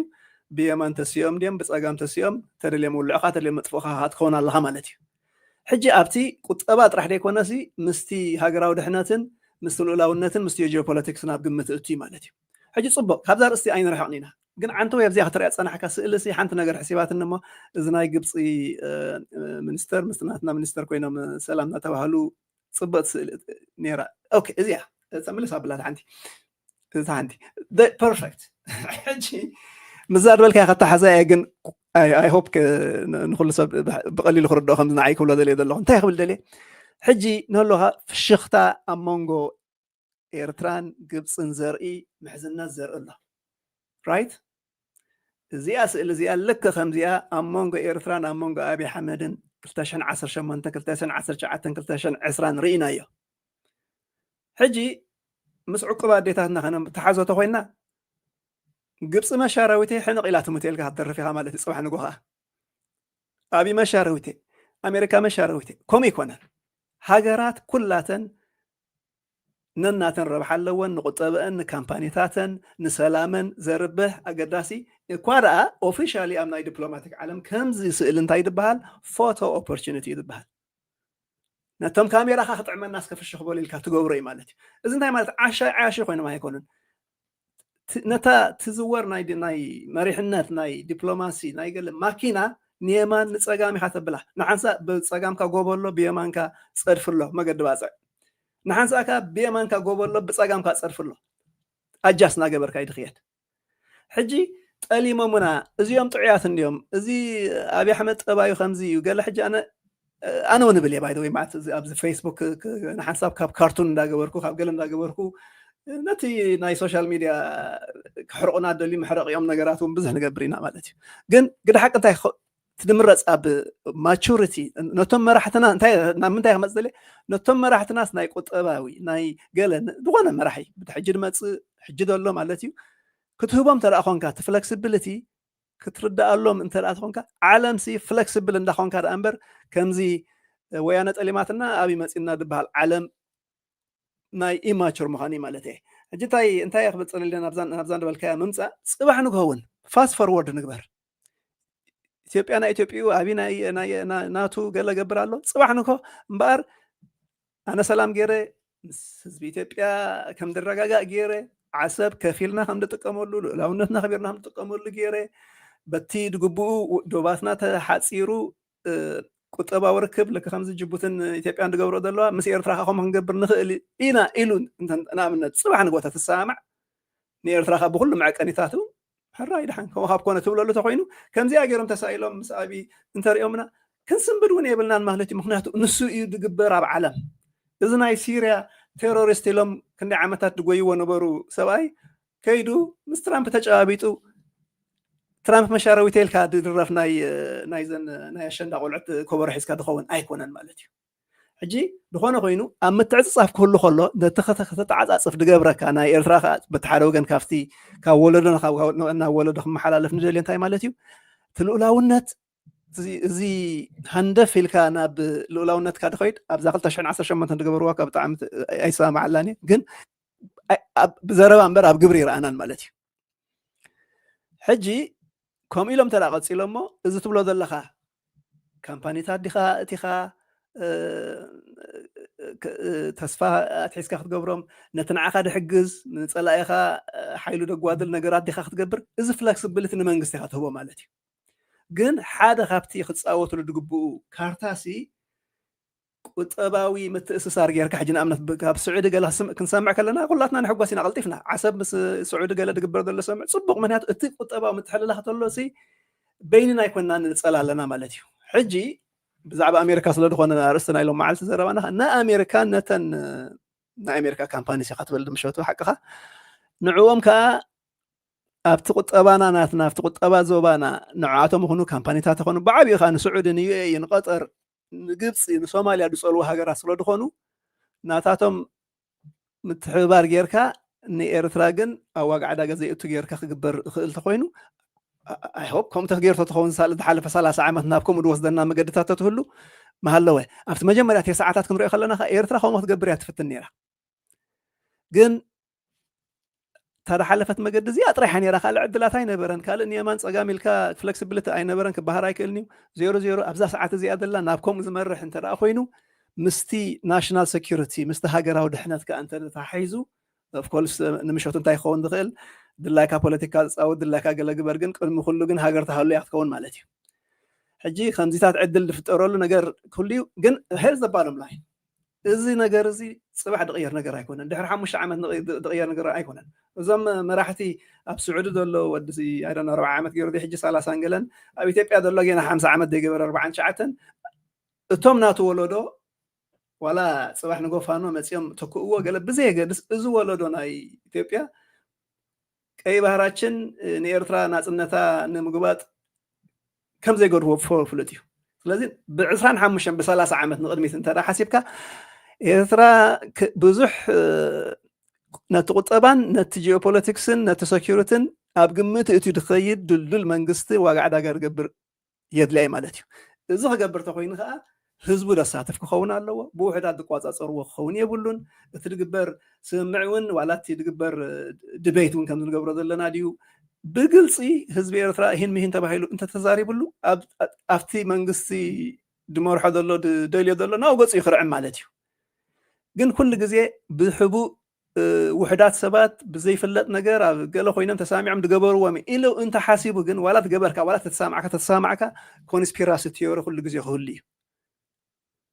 ካብኡ ድገድድ ምፀላእትና ተሓባቢሮም ብውሽጥና ኮይኖም ገለ መለል እናበልካ ዝመፅእ ምዝሕቶታትን ገለን ክህሉ ክእል ማለት እዩ ስለዚ ሲ as long as እቲ ቁጠባ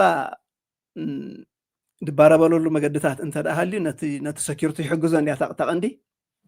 ብዘይ ዋጋዕ ዳጋ ኣብቲ ኣርእስቲ ኸይን ዋሕና ንለኩም መዓልቲ ግን ቁርብ ምስ ቁጠባ ክነተሕዝ ኣብቲ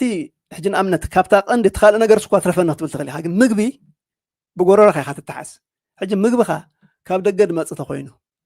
እቲ ንዕኡ ደፍሪ መዳበርያ እቲ ድኩዕታት ድዩ ገለ ድዩ ካብ ወፃእ ድመፅእ ተኮይኑ እሱ ተወፂኡ ተዓፂኻ ብጎረሮካ ተዓፂኻ ተኾንካ ልኡላውነትካ ጥፊእካ ማለት እዩ ሕጂ ሓደ ካብቲ ዓበይቲ ብዙሕ ተስፋ ድግበሮን ስጉምቲ ብዓይነይ ዝረኣኽቦ ናብ ኤርትራ ድግበር ኣብቲ ናይ ንምግብሲ ውሕስነት ናይ ምግብስ ነብስኻ ምኽኣል ድብል ማለት እዩ ሕጂ ሕስብ ነብሎ ዓለም ኣብ ቀውጢ ኸይዳ ኩላተን ሻማ ድበሃለሉ ተበፂሑ ዋላ ምስ ካልኦት ዓለማት እውን ካት ኦፍ ኮንካ ኣለኻ ግን ብውሽጥኻ ምግቢ ፍሬኻ ክትነብር ትኽእል ትኾንካ ትወፅል ኣለኻ ማለት እዩ ሕጂ ካብቲ ሓደ ዱልዱል ዝገብረካ ብውሽጢ ድፈሪ ብሕልፊ ንምግቢ ኣብ ቀዳምነት ድእትዎ ማለት እዩ ሕጂ ምግቢ ማይ ሕክምና ገለ ኣብኣተን ዘተኮረ ድኾነ ኮይኑ ኤርትራዊ ባዕሉ ነቲ ቁጠብኡ ድቋፃፀረሉ መገድታት እንዳበርትዐ ተኸይዱ እንዳበርትዐት ሃገር ትህልወና ብዙሕ ግዜ ወሲዱ እዩ ኣንፈቱ ናብኡ ክኸይድ እዩ እዚ ወለዶ እዚ ኣይ ቲንክ ክሳብ ድከኣሎ ኸይድ እዩ ሕጂ ኣረኻኺቡ ነዚ ዝመፅእ ዘሎ ወለዶ በዚ ሕድሪ ዝተረኪብዎ ከዓ ኣም ሹር ሂ ከን ዱ ኢት ግን ሆፕፉሊ ካብዚ ዝሓለፈ 25 ዓመት ብዙሕ ተማሂርና ንኸውን ኣክፊሕልካ ዳ ያ ሓንቲ ካብቲ ፖለቲካዊ ኩነታት ውፅእ ኢልና ኣበይ ክንሪኦ መመረፅኩ ነይረ ኤርትራ ኣብቲ ቅድሚት እውን ንብሎ ፀኒሕና ለንቀና ሓንቲ ቪድዮ ሼር ገይረ ነይረ ኣነ ሲ ኣምባሳደር ሶፊያ ተስፋ ማርያም ኣብ ካናዳ ምስ ህዝቢ ምስ ማሕበረኮም ናይቲ ከተማ ናይ ቶሮንቶ ይመስለኒ ክትራኸብ ከላ ፌስቲቫል ሓንቲ ዘረባ ተዛሪባ ነይራ እቲ ዘረባ ንሳ ዝበለታ ድማ ናብ ሲንጋፖር ከይዳ ከም ዝነበረትን ሲንጋፖር ብዛዕባ ሲንጋፖር ክትገልፅ ከላ ድማ ሲንጋፖር ሲ ካብ ዳህላክ ንእሽተይ እያ ተዓቢ ኢላ ካብዚ ደሴት ዳህላክ ማለት እዩ ዳህላክ ከቢር ንእሽተይ እዩ ዝዓቢ 6 ሚልዮን ዝኸውን ህዝቢ ኣለዎ ቁጠባ ናቱ ድማ ከባቢ ፍርቂ ትሪልዮን እዩ አይ ቲንክ ከባቢ 500 ቢልዮን ዲገለ ቁጠባ ናይ ሲንጋፖር GDP per capita one of the best one of the richest countries in the world a simple እንታይ ክብል ኢለ ክንዲ ዳህላክ ካብ ዳህላክ ዘይተዓቢ ቦታ ሃገር ሙሉእ 6 ሚልዮን ክንዲ ብዝሕ ህዝብናትና ዘለዋ ቦታ ሒዛ ቁጠባ ናታ ድማ ኣብ ዓለም ዝበለፀ ሕጂ እንታይ ክብል ኢለ ደምፃልካ ዘለኹም we have so much of resources ብዙሕ ፀጋታት ኣለዋ ሃገርና ናጽነትና ከም ንረክብ ድማ ሓያል ዓመታት ሓሊፉሎ ሕጂ እንታይ እዩ እቲ ህዝቢ ኤርትራ ኣብ ዝሓለፈ 34 ዓመት ሕጂ በቲ መንግስቲ ዝብሎ ዘይኮን ክዝብለካ ዘለኹ ኣቨሬጅ ኤርትራዊ ዝሓስቦ እንታይ ኢሉ ዝሓስብ ኣብ ደቀ ምሓረ ተወሊዱ ዝዓበየ መሬት እናፀበበ ይኸይድ ከም ዘሎ እዩ ዝሓስብ because እቲ ህዝቢ እናወሰኸ ክኸይድ ከሎ እቲ ጤሳ እናፀበበ ዝኸይድ ኣብ ኣስመራ ተወለደ እቲ መሬት እናፀበበ ይኸይድ ከም ዘሎ ኣብ ከባቢ ከረን ተወለድና እቲ መሬት እናፀበበ ይኸይድ ከም ዘሎ ህዝቢ ናበይ ክኸይድ ይብል ይጭነቕ everywhere ኣብ መንደፈራ ከለኹ ከምኡ እቲ መሬት እናፀበበ ዝኸይድ ዘሎ እንታይ ክብል ኢለ ኤርትራ ሓንቲ ዓባይ ሃገር ምዃና ኤርትራ ንብሙሉ ህዝቢ ኤርትራ ወሲድካ ኣብ ዳህላክ ከተቐምጦ እሞ ሃብታም ህዝቢ ኮይኑ ክነብር ከም ዝኽእል ኣብ ገምገማት ናይ ኤርትራውያን ብዙሕ ግዜ የለን ኤቭሪ ኤርትራዊ ኣብዛ ዳህላክ ትበሃል ደሴት ጥራይ ክነብር ይኽእል እዩ እቲ ዝዓበየ ክፋል ናይ ኤርትራ ገዲፍካ ማለት እዩ እንታይ ንኽንብል ኢልና ኢና ሓደ ካብቲ እቲ መንእሰይ ናይ ኤርትራ ብፍላይ እዚ ኣብ ደገ ዘሎ ኣብ ውሽጢ ዘሎ እውን እንተኾነ ነቲ ኣብ ዝሓለፈ 30 ዓመታት ኤርትራ እንታይ ፀጋ ከም ዘለዋ ከስተማቕራ ይከኣለን በቲ ዝተፈጠረ ኩነታት እዚ ድማ እንታይ ፈቲሩ ኤርትራ ሃብታም ከም ምዃና ኣብ ውሽጡ ዘይኣምን መንእሰይ ኣለና ኤርትራ ክትቅየር ዘይትኽእል ድመስሎ ንኩሉ ኣብ ከባቢና ዘሎ እናረኣየ ኤርትራሲ በቃ ሳክት በቃ ኣነ ንጂ ንስኻን ክንዘራረብ ከለና ሳክት ከምዚ ኣብ ህውተታት ክንዛረብ ስለ ዘለና እምበር እዛ ሃገር እዚኣ ተስፋ ዘለዋ ወይ እውን ገለ ነገር ክትከውን ትኽእል ኮይኑ ዘይስምዖ ውሑድ ኣይኮነን እንታይ ክብል ኢለ መንግስቲ ኤርትራ it's about time ፀጋታት ናይቲ ሃገር aggressively exploit ክገብሮ sometimes ከምቲ ትብሎ ፀናሕካ ራሽያ ነዳዲ ናቶም 60% ካብቲ ዕዳጋ ዘሎ 34% ካብቲ ኣብ ዕዳጋ ክሽየጦ ዝግባእ ጎዲሉ ከሎ ይሸጥዎ ኣለዉ Putin is a very very intelligent person but he knows how the world of ዓለም ከመይ ኢላ ከም ትሰርሕ ትርድኦ ኣላ ምክንያቱ ኩሉ ትደልዮ ትረክብ ማለት ኣይኮነን ስለዚ እንታይ ክብል ኢለ ኤርትራ ኣብዚ እዋን እዚ ነቲ ዘለዋ ፀጋታት ዋላ እኳ በቲ ፐርፌክት ንሕና ንደልዮ ንዓና ከርባሓና ዝኽእል ክንረኽቦ እንተዘይከኣልና ወላ እውን ኣብ ሾርት ተርም እናኸሰርና ካብቲ ክንረኽቦ ንኽእል እናጎደለና ግን ነቲ ዘለና ኩነታት ናይ ቁጠባ ነቲ መንእሰይ ንዓመታት ኣብ ግንባራት ብኦልሞስት ብሕሱር ደሞዝ መፃኢናቱ ድማ ኣብ ጠልጠል ገዲፉ ዝነብር ዘሎ ከመይ ጌርና ከነገልግሎ ንኽእል ብኸመይ ዕድል ክንፈጥረሉ ንኽእል ብኸመይ ገዛ ክስራሓሉ ይኽእል ብኸመይ ንሱን ደቁን ፅቡቕ ናይ ጥዕና ክንክን ዝረኽብሉ ትምህርቲ ዝረኽብሉ ዘዕርፍሉ ድማ ልዕሊ ኩሉ ዘዕርፍሉ ኣሚን ሓደ ሰብ ክገብረልካ ይኽእል ግን ፎርኤቨር ከምኡ ኢሉ ክነብረካ ይክእልኒ ኣሚን ክንደይ ጀነሬሽን ሓደ ወለዶ ኣብ ሰውራ ተዋጊኡ ተሰዊዩ ሓሊፍልና እቲ ካብኡ ዝተመለሰ ድማ ክሳብ ሎሚ ኣይዕረፈን ክሳብ ሎሚ ኣይዕረፈን ሕጂ እውን እንተኾነ እቲ ናይ ሎሚ ቪድዮ ናይ ኣወል ስለ ሰማዕና ውጊ የለን ክብገስ እውን ኣይክእልኒ ይብል ነይሩ I'm really happy ካብ ኤርትራ ዝወፅ ዘሎ መልእኽቲ ኩናት ክህሉ ኣይኮነን እዩ ዝብል ዘሎ እቲ እንኮዞ ኣብዪ ኣሕመድ ክገብሮ ዝኽእል መናውራ ገይሩ ንዓና ናብ ቀሲና ንኸይንገዓዝ ናብ ካልእ ምዕባለታት ንኸይንኸይድ ዝገብረና ዘሎ እዩ ስለዚ መንግስቲ ኤርትራ ወላ እውን እቲ ዝበለፀ ኮንዲሽንስ ከይረኸበ ከሎ ማዕድናት ናቱ ብብዝሒ ኣውፅኡ ንካምፓኒታት ኣግሬሲቭሊ ንክሰርሓ ከም ዝኽእላ ገይሩ ነቲ ዝረኸቦ ረብሓ ድማ ነቲ መንእሰይ እንታይ መንእሰይ ነቲ ዓብዪ ኦልሞስት ከባቢ 60 ዓመት ንሃገር ኣገልጊልዋ ዘሎ ናይ ገድሊ ጀነሬሽን ነዛ ተሪፋቶ ዘላ ዕድመ ገለ ነገር ክገብረሉ ክኽእል ኣሎ ገለ ነገር ንክገብረሉ ድማ ተበግሶ ክወስድ ክኽእል ኣሎ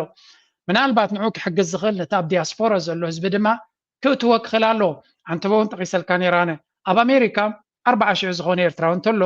እዚ 40,000 ኣሜሪካዊ ዜጋ እዩ ሜይቢ 20,000 ዝኸውን ኣሜሪካዊ ዜጋ እዩ ኣሜሪካውያን ዜጋታት ድማ ኣብ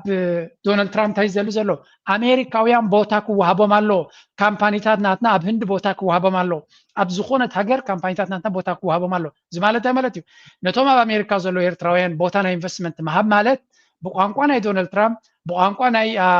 ሃዋርድ ሉትኒክ ናይ ሚኒስተር ናይ ኮመርስ ናቱ ዘሎ ንኣሜሪካ ቀዳምነት ሂብካን ኢንቨስትመንት ዕድል ምሃብ ስለ ዝኾነ ኤርትራ ነዚ ተጠቂማ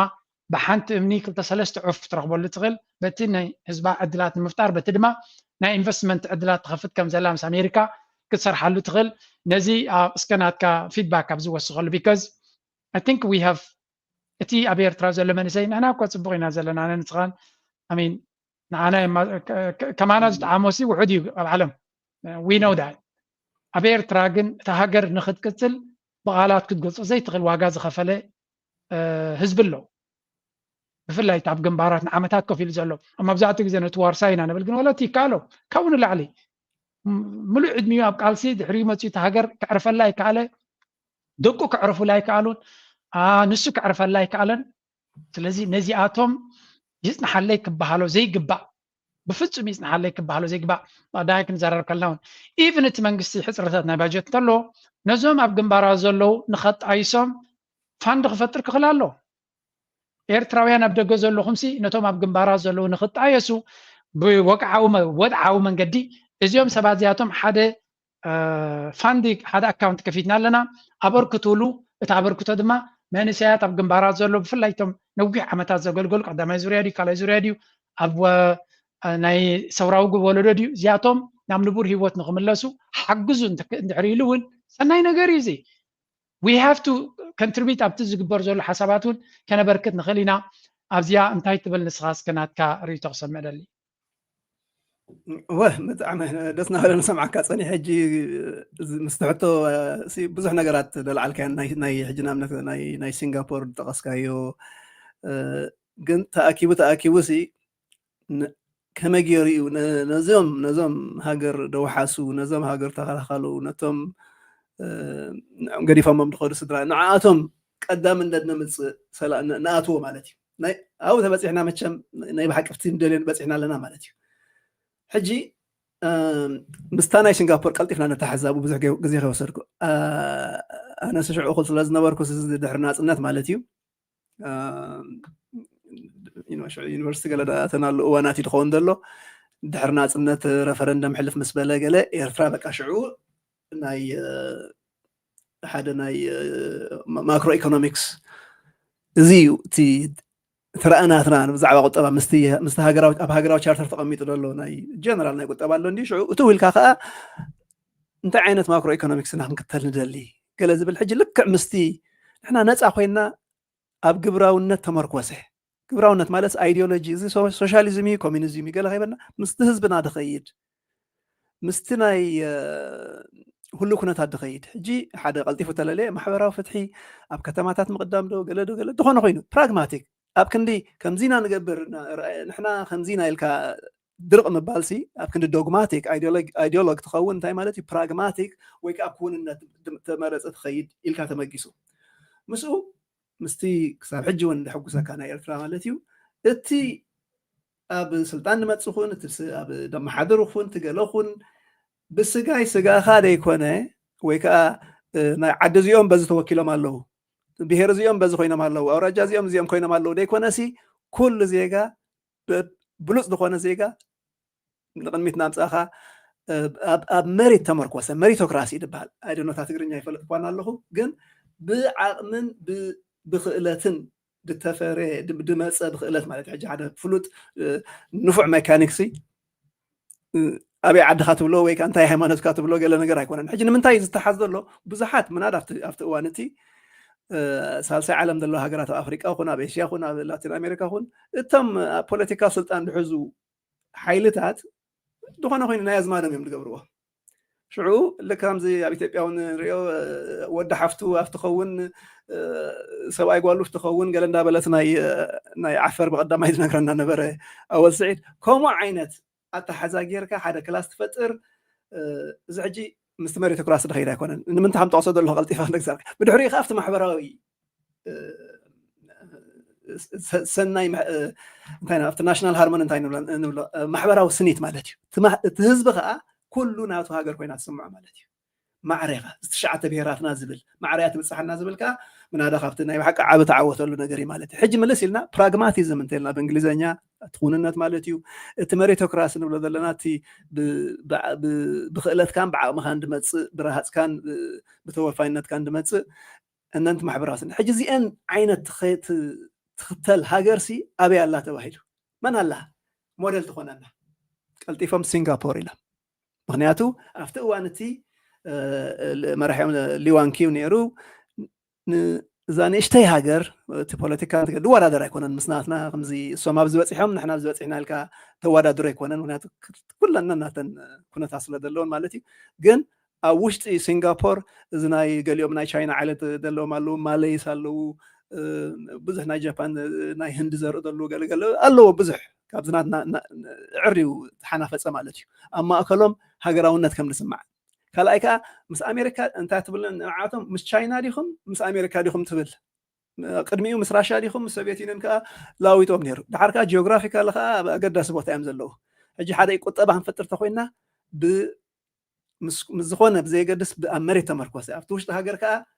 ኢሉ ድገበሮ ብሓንሳብ ክትኮስ ጀሚራ ማለት እዩ ሽዑ ሲንጋፖር ሕጂ ከዓ ናቱ ምትኳስ 30 ዓመት ወሲኽዎ ሊዋንኪው ንካልኦት ረኪብዎም ዕውት ሃገር ኮይና ሕጂ ኤርትራ ሞዴልና ሲንጋፖር ክትብል ከላ ኦፍኮርስ ካብ ኢትዮጵያ ጀሚርካ ክስሕቁና እንዮም ጀሚሮም ሽዑ ኢንፋክት ንሓንሳሲ ከምኡ ስለ ደበልና ይኸውን እዚ ኩሉ ዕንቅፋት መፂኡ ነብለካ እዩ ግን سنغافور ناي بحق صبوت مادليا شعو مادل نيرا حج خا مادليا نشتي هاجرسي اب تبصح كم تخيل كند دهلاك فرق دهلاك تخون هاجرسي اب تبصح كم تبصح ابنت يا تخونا كمالتي اجي كم امريكا دا يكون ناديكم دليكم انا خم قال لي خايل نحن ساون بزح نالا ولا مس اثيوبيا اند ولا دريبلنا ግን ከም በዓል ኖርዌይ ከም በዓል ሲንጋፖር ንኣሽቱ ሃገራት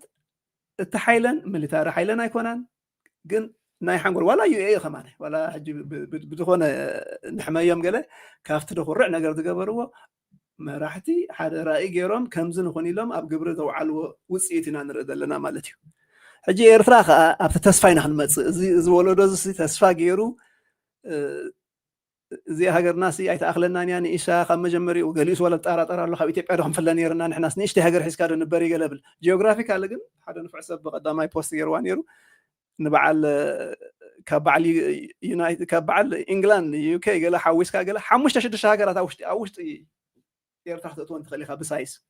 بعل موناكو تقوصير كا بعل لوكسمبورغ تقوصير كا كده فوز الناشو كنكت مال أنت خليها كم سنغافور تدعوت يركا 10 سنغافور كواحد دخل مريت على اخول فرقان مالتي بعبيته بزح صقاتات ميتن سوسان غزي سنغافور نهون هنا ميتن سوسان غزي طبعا هينو اينو بمريت صفحات سلا ديغلص يمبر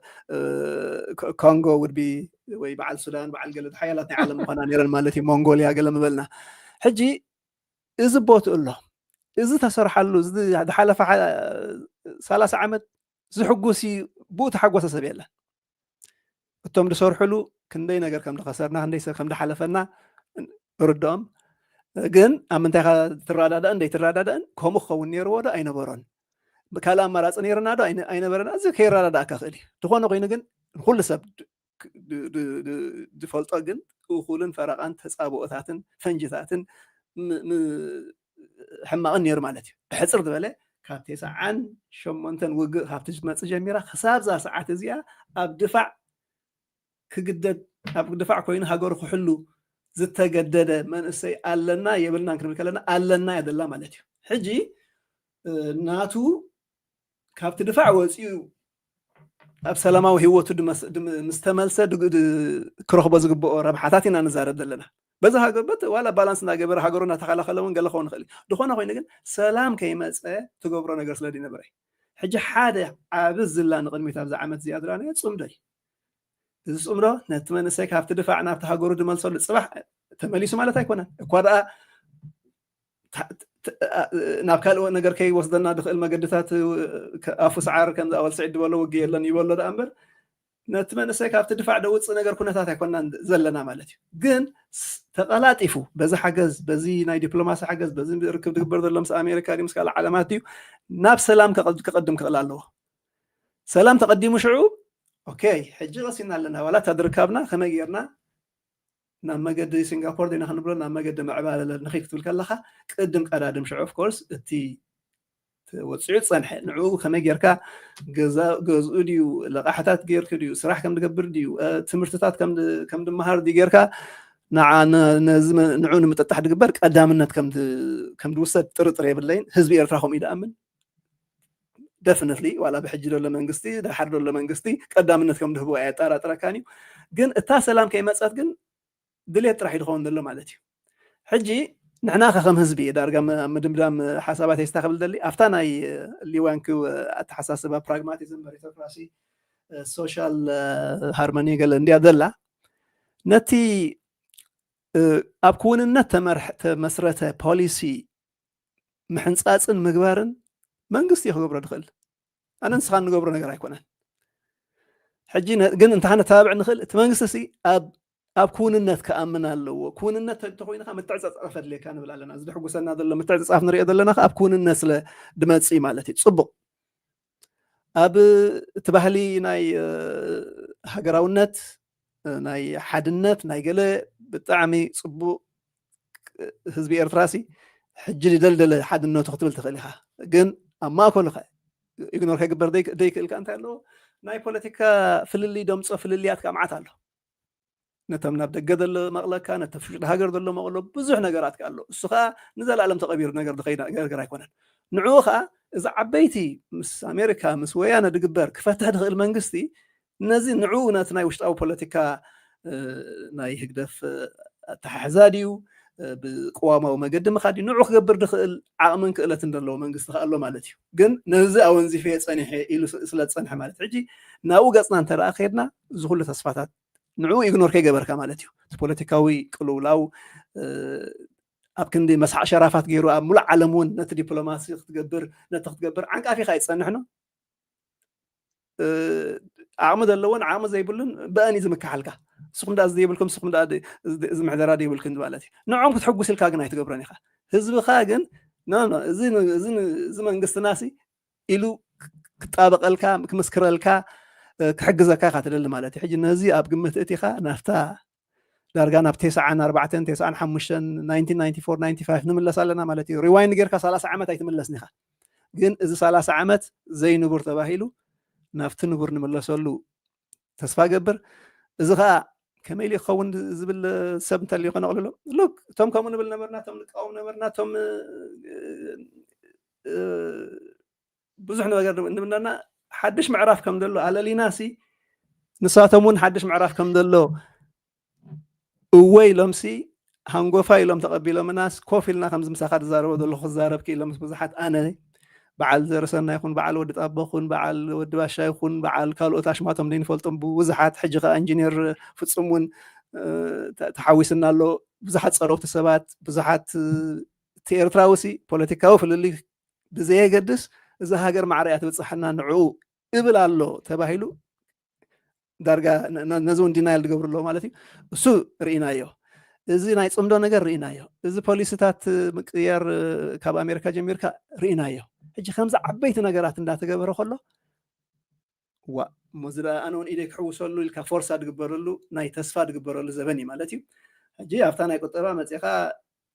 كما يجرنا إننا توم زقبهم أباقن مسا الجباب بيلكا داني كخلفك هذا فيتو إكسباند قد جبرنا مودا تاجسنا ونخيس لزلنا حنت زربالا أبزي channel بزوج زي زحفوا لي عند سلم تاكم تصحفوا وين تسمى كسنتير داني إيرترا مس تشاينا عبيتي ناي وعلات كم استفرارمت زرقي كنا تاترينا مس راشا محج بزوج تفراريما مس كوريا ونت تخونه مس سعوديا كم تفراريما عبيتا جن زيوم نجارات زيا تومسي مستليان وانت معله تفراريمنا عبيتا جنسي اتي هيوت ناي زيغاتاسي يغير يلن اتي زغبر زلو مفراماسي اب بايتاسي اين صبارقن زلو زبل زربات سمع مالتي بس زرباز حجي اب مس امريكا زخونه يكون استفرم ነገር የለን ዝተወደአ ነገር የለን ዝተተሐዘ ነገር የለን እዚ እቲ ድሌት ከም ዘለዎም ብክልቲኡ ወገን ንጹር ዝኮነ ድሌትን ባህግን ከም ዘለዎም ገሊጾም ዘለዎም በር ዝተበገሰ ነገር የለን ግን ነቲ ነገር እቲ ወሲድካ ናብ ፕራክቲካል ስቴፕስ ንምቕያር ነቲ ዝግበር ዘሎ ስምምዓት ማለት ኣብ ወረቐት ክትጽሓፍ ከለኻ ናይ ሃገራትን ናይ ካምፓኒታትን ዓብ ፍልልይ ዘሎ ብዚ ፖለቲካ ናይ ሃገራት ሕራይ ክብሉ ከለዉ ድሕሪቶም ካምፓኒታት መጺኦም ንክሰርሑ ዘድልዮም ባይታ ኣሎ ድዩ ነቶም ዝመፁ ዘሎ ካምፓኒታት ናብ ባይታ ንክኸዱ ዝወሃቦም ሓገዝ ወይ እውን ነቲ ድሌታቶም ዘማልእ ትሕተ ቅርፂ ኣለና ድዩ እቲ ዝግበር ንሪኦ ተስፋ ዝህበና ኩነታሲ ናብ ባይታ ኣብ ምቕያር ክበፅሕ ከሎሲ ከምቲ ዝድለ ኣይውዳእን እዩ ወይ ኣብ መና ግዜ ይወስድ ኮይኑ እዚ ሕጂ ምስ ኣሜሪካ ዝፍተን ካብቲ ቅድሚ ሕጂ ዝተፈተነ ወይ እውን ዝተገበረ እንታይ ፍሉይነት ክህልዎ ይኽእል ይኸውን ብምባል ስኬፕቲክስ ወይ እውን ከምዚ ብዓይኒ ጥርጠራ ዝርእይዎ ሰባት ኣለዉ በቲ ሓደ እዚ ሓዘለይ ካልይቲ ድማ ኤርትራ ኣብ 2018 ውዕል ምስ ኢትዮጵያ ምስ ተፈራረመት እውን እንተኾነ ካብኡ ንኒአው ወላ እኳ እቲ ፖለቲካዊ ነውፂ ይቕፅል እንተሃለዎ ኤርትራ ግን ኣብ ሓውሲ ኣብ ተዛማዲ ሰላም እያ ዘላ ኣብ ተዛማዲ ሰላም ኣብቲ ቀርኒ ኣፍሪካ ተዛማዲ ሰላም ኣብ መሬታን ኣብ ሰማያን ዘለዎ ሃገር ኤርትራ እያ ዘላ እዚ ኩሉ እናሃለዎ ከሎ ኤርትራ እስከቲ ናይ ፖለቲካዊ ገለመለ ብዙሕ ግዜ ስለ ዝወስድ ንሱ ንጥንቃቐታት ምስቲ ረጂም ቸንጅ ዝብሎም ዘሎ ሓንጎፋ ኢሎም ፖለቲካዊ ለውጢ ንክገብሩ ብድሆታት ክህልዎም ይኽእል ትብል ኢኻ ኣብቲ ናይ ቁጠባ ግን ካብ 2018 ክሳብ 2025 ዘሎ መቕሲ 7 ዓመት እዩ ሕጂ እውን 2026 ይመፅእ ኣሎ ወላ نتنا ناي دياسبورا حيلي أبقولنا هقولنا عمتات تطوز بلي أم ستاف يخون أبتوش تعدي زلو من إسي الدلات أب مفتار ويون أقبابا نابرو نمغيار زلو نابنت تلتشن عصر شو منتن زنبرة تسفا بيرترا أتمنى إسي زنبرة تسفا إتي هزب زنبرة رأي بنينو قبل كاي كلني جين أب جبرن متكبارو زعكل معناته ጽቡቕ ነገር ይመጽእ ካሎ ክትብሎ ሓደ ነገር እዩ እቲ ሰብ ግን ነፍሱ ኣብ ህይወተይ እንታይ ይቕየረኒ ኣሎ ይኽብል ስለዚ እቲ መንእሰይ ኣብ ኤርትራ ዘሎ 7 ዓመት ሓሊፍዎ ኣሎ ካብ 2018 ክሳብ ሕጂ ብዙሕ ብዶታት ኣጋጢሙ ኣሎ ሕጂ እውን እንተኾነ ኣብ the next 4-5 ዓመት እንታይ ተስፋ ክህልዎ ይኽእል ወይ እውን ናበይ ገፀየ ክኸይድ መጻእየይ እንታይ እዩ ክኸውን ኢሉ ንክሓስብ እቲ መንግስቲ ጸቕጢ ክንገብረሉ ኣይምተገባእና ንኩሉ ነገር ጽቡቕ ኣሎ ምባል ድሓይሽ ወላ ሓደ ግዜ መንግስቲ እውን ገለገለ መፍትሒታት ብፍላይ ነቲ ኣብ ውሽጢ ዓዲ ዘሎ መንእሰይ ኣብ ምስታፍሲ ገለ ለውጢ ንክገብር ኣብ ጎኒ ኣብቲ ሃገራውነት ኮይንካ ከለኻ ፕሬሸር ንክትገብሮ ለውጢ ንክገብር ነቲ ትራንዚሽን ነቲ ለውጢ ናይቲ መንእሰያት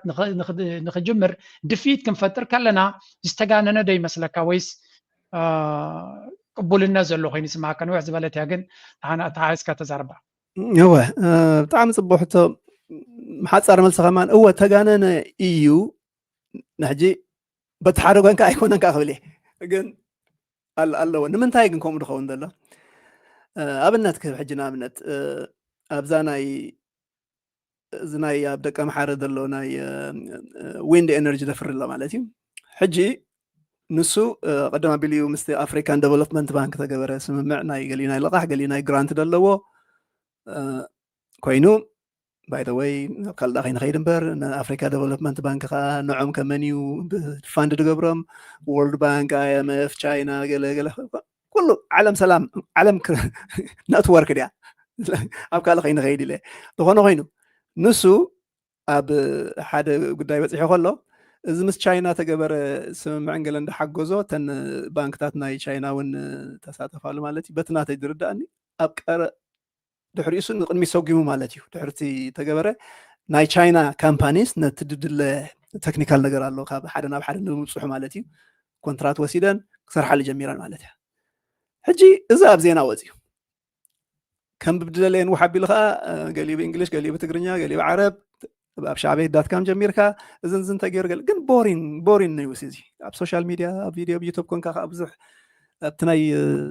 ሕልኽልኽ ኢልካ ነዚ ከመይ ተገይሩ ኢልካ ብዙሕ ኣይስለደ ዝግበር ዝዝክረውን ነገር የለን ማለት እዩ ሕጂ እቲ ናይ ዜና ናይ ምዝርጋሕ ሕምቀት ኣሎ ክትብል ትኽእል ኢኻ ሕምቀት ማለት ሕፅረት ማለት እዩ ብተሓደ ወንካ ብተኻሎም መጠን ከዓ ዝዘርግሕዎ ነገር ኣሎ እቲ ኣቓልቦናትና ከዓ ኣብ ሕፅረት ኣብ ዘይተገብረ ኣብ እዚ ኣይተገበረን ድብል ስለ ደዕብልል ነቲ ተገበረ ብዙሕ ኣይትብሎን ኢኻ بعبي خاتي منجست خمزي تودب ديوت منجست ديوت خمزي political culture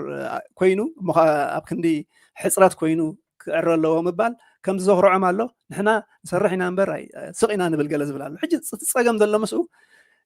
نترسرح كاين نتدي سرح كاين كل سقط ولا تخونك قدراتو بزح مالتي من هذا بزدلنا يا زبنا نا انفورميشن قال حجكو عندها تردهم سلا دخيت له داس واي كمان يوتيوبرات قالن عقمهم كقبروا انا قراله حجبته اونتا ويد خيد الله جي نمبر بحسراتات كامعات الله قال عد خيده مس بت سوفار دراخو اب ناي حل ديو ناي علابر عديو اباصع دله ناي PVC فاكتوريتات ديو خال ديو ودب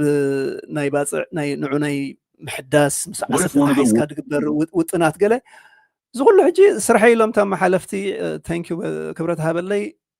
دهابنا مجلسات الله مالتي حجي او امون كنت هايبلهم نيره ومزر انت حنكم يهم نعلم مل خمس زيت نغروا هناته this is كم تنفلتك ابغليس تسفهمان مغبرنا تبلي خا مالتي سرح الله حجي زيوم ناي زوم نايب دخون خمزي بروباغندا نهوتتا قليلكا ويس لدغفكا يم كتصاوقم قال خطعم يبل دهون خوين ግን ሓደ ነገር انت تتغير دلوسي اذن تغيرو مبالكا زسكف ነገር አይቆን دهون خوين ግን بزاد عال تحالفت عمد كلتا عمد درانايو ولا سب إيرترا خبتصح كله دياسبورا أوتوبسات مليون كيدوم نافت فابريكاتات كم دري وبعينهم نمرقبار قال دقبر نقرات الله مالتي حجي نتي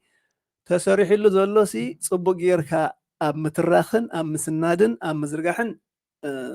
ሕፅረታት ስለ ዘሎ ኣሎ በቲ ሓደ ወገን በቲ ካልኣይ ወገን ከዓ እቲ ሕጂ ንኣብነት ዋላ ባዕለይ ዘለዓል ክኾን ህለካ እዚ ናይ ዊንድ ፋርም ንብል ኣለና ምሽ ናይ ብሓቂ ናይ ኤርትራ ዲዝ ንሪኦ ዘለና ኣይመስለንን ግን ንዑ ዘርኢ ዝመስል ክኸውን ስለ ዝኽእል ኢለ ዝኾነ ኮይኑ እቲ ሕፅረት ኣብ ምንታይ ዘሎ ጋዜጠኛ ኣብኡ ኸይዱ ዋላ ዩቱበር ድዩ ገለ ኸይዱ እንታይ በፂሑ ኣሎ እንታይ ከተሪፍዎ ኣሎ እንታይ ኣፍሪ ኣሎ እንታይ ገለ ገይሩ ኣሎ ኣገል ኣቢል ብዛዕባ እዚ ክዝረብን ዋላ ብመንግስታዊ ሚድያታት እውን ጥልቕ ዝበለ ዶኩመንታሪ ጌርካ በቃ 75 ካብ 100 ተወዲኡ ኣሎ 25 ተሪፍዎ ኣሎ እዝን ፀገማት ነይሩ እዝን ኢልካ ኣገል ኣቢልካ ፀገማት ካገሊዩ በዚ ሓሲብናዮ ነርና ግን ከምቲ ሓሰብና ኣይከደን ኣብዚ ኣፈሽልና ኣብዚ ኣገለ ግን እንዳበልካሲ ፕሮጀክት ኣፕዴት ዝግበረሉ ነገር ኣሎ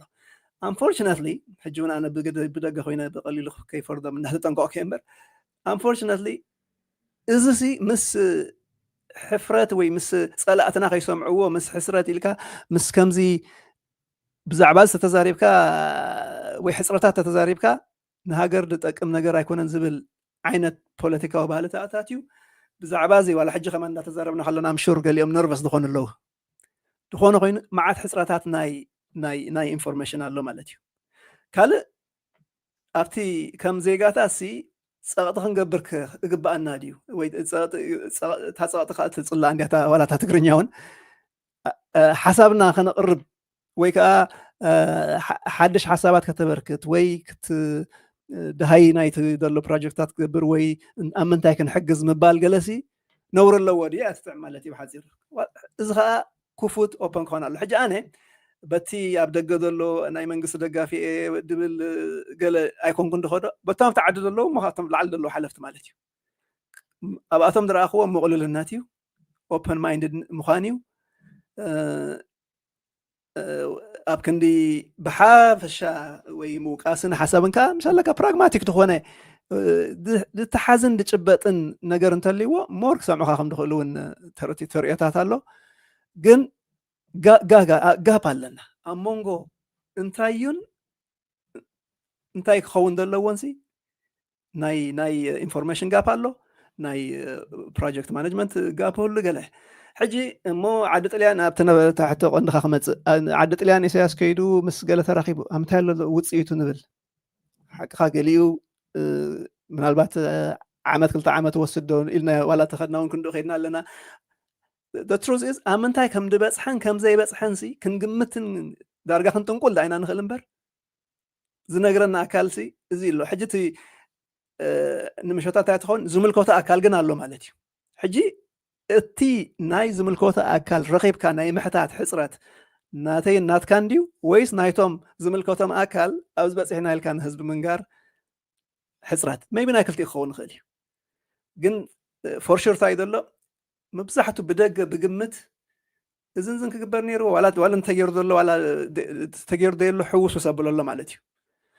in reality ብዛዕባ ናይ ፖታሽ ናይ ወርቂ ናይ ኤሌክትሪሲቲ ናይ ፅርግያ ናይ ፋብሪካታት ናይ ገዛ መስራሕ ናይ ቸሜንቶ ናይ ገለ ብናይ ብሓቂ ፅዕቕ ዝበለ ምክትታል ጌርካ ጋዜጠኛታት ዶክመንታሪ ዝገብሩ ነፃ ዝኾኑ ናይ መንግስቲ ዘይ መንግስታዊ በዝደለናይ ናይ ሶሻል ሚድያ ከዓ ምናዳ ዩቱብ ቪድዮ ስለ ዝኾነ ዩቱበራት ቲክቶከራት ብዓብዩ ብኩሉ ተሳቲፎም ከዋዕውዕዎ ይፅቡቕ ነይሩ ኣብ ክንዲ ዋላ ትሰርሕ ዘሎሲ ክሬዲት ክወስድ እውን ኣይክእልኒ ዘሎ ከም መዐቀንስ ነዚኣ እንታይ ገብረ መስለካ ጆርጅ ሓዊ መዓልቲ ሻዕቤት ዳትካ ማእቱ መዓልቲ ኣብቲ ዌብሳይት which means zero መንግስቲ ሲ እዚ ንሃለ ዜና ኢሉ ዘውፅኦ ዘሎ በዚ ከማን ቁርብ ኣብቲ ክፍለ ዜና እውን ምስ ከማል ዓላ ሓዊ ከና ዳርጋ ፍርቂ መዓልቲ ምስኣቶም ውዒልና ነርና ኣብ ኤሬ ቲቪ ሬድዮ ዛራ ድምፂ ሓፋሽ ኩሉ እቲ ዜና ከመይ ገይሮም ከም ዝእክብዎ ከም ዝዘርግሕዎ ገለ ኣብረኽ ኣቢሎም እና ናይ ብሓቂ ዝሕጉሱ ሃገራውያን ምናዳ ንኣሽቱ እዞም ኣብዚ ዘበን ዝተወለዱ ኣብዚ ሚሌኒየም ዝተወለዱ ዝሕጉስ ነገር ኣሎ ሕጂ እቲ ዓቕሚ ናቶም እቲ ውፅኢት ናቶም ብሓፂሩ ኣብ ዜና ዝዝርጋሕ ኣብ ኤሬ ቲቪ ዝዝርጋሕ ኣብ ሻዕቤታት ሕጂ እቲ ክውንነትን እቲ ናይ ዜና ዓቕምን ከም ዘለዎ ርዳእካ ብዓብኡ ግን እተን ዝዝርግሕዎን እውን ንሕና እውን ንዕአን أبي بس أبو تزرق حزينا كوي زغل زارب دلهم نعو حيسكا كم مزارب جيركا لو معلتي إرترا خنزي أتبل دلها ويكا توم دسورحو دلوسي أبزم صيحم الله مبلغها بتعبتي دخون نقرا له بخومي وانا يكون انكم كل خص بتحدوغن تدغبرو دلو اي صبغيرو اي زرغحنا له صبغيرنا هاي نسمعنا لنا بتحدوغن كا خابزن العلخه ناي مزرغح دليتن عامن كل له مالتي ግን እቲ ቀንዲ ከዛርብ ዘለዎ ከም ዜጋ ከም ኤርትራዊ ዜጋ ኣብደለካ ሃሊኻ ኣካል ናይቲ መንግስቲ ኹን ኣይትኹን ኣብ ውሽጢ ሃገር ሃሉ ኣይትሃሉ እዛ ኣፍ መዕፀዊት ኣላ ትሰርሕ ሰራሕ ኣሎ ንስኻትኩም ኣፍኩም ሓዙ ትብል ዳርጋ ለባማት ከምዚ ዓሻ ወዲ ቀሽስ ኣምላኽ ሓቡ መስሎ ዝበሃል ኣሎ እንዲ ሕጂ እቲ ድሓንሳቲ ዓሻ ደጋፍሲ ንኩሉ ሰብ ኣፉ ተትሒዘየስ ነቲ መንግስቲ ሕግዞ ኣለኹ ኢሉ ይሓስብ እዩ ግን ነቲ መንግስቲ ከይተረዳእካ ፀላእቲ ተቃወምቲ ኢኻ ትፈጥረሉ ከምዚ ምናዳ እዚ ሲ ምስ መንግስቲ ቅርብነት ኣለዎ ነቲ ውድብ ውክል ይድበል ኢሉ ዝግምት ሰብ ኣሎ ኖ እንግዲህ ሓቂ ኣብ ደገ ኮይኑ ከም ግብር ዝኽእል ሰብ የለን ኣምባሳደር ተደይ ኮይኑ ናይ መንግስቲ ሰራሕተኛ ተደይ ኮይኑ ማለት እዩ ሕጂ በኣቶም ግን ሰብ ዓቂኑ እዚ ኣፍኩም ሓዙ ኣይትዛረቡ ኣይትጥቀሱ ኣይትዛረቡ ኢልካ ከምዚ ዓፀውቲ ኣፍ ምዃን ኣሎ እንዲ that's very wrong ኣይኖ ካብ ሓሊት እዮም ዝገብርዎ ግን ክቐልል ሲ ምስቶም መራሕቲ ከምኡ ተበልና ፅቡቕ ዶ ኢሎም ዲስካስ ተትገብሩ ፅቡቕ ነይሩ ማይ በቀደም ኣጆኹም ከምኡ ይበሃሉ ነይሮም ምኾን እዮም ኣብዚ ዘለናዮ እዋን ግን ከምኡ ይኮነ እንት ድልየቶም ዝኩሉ ተውሳት መልእካ ዝረና ሃገርካ ድግበር እኮ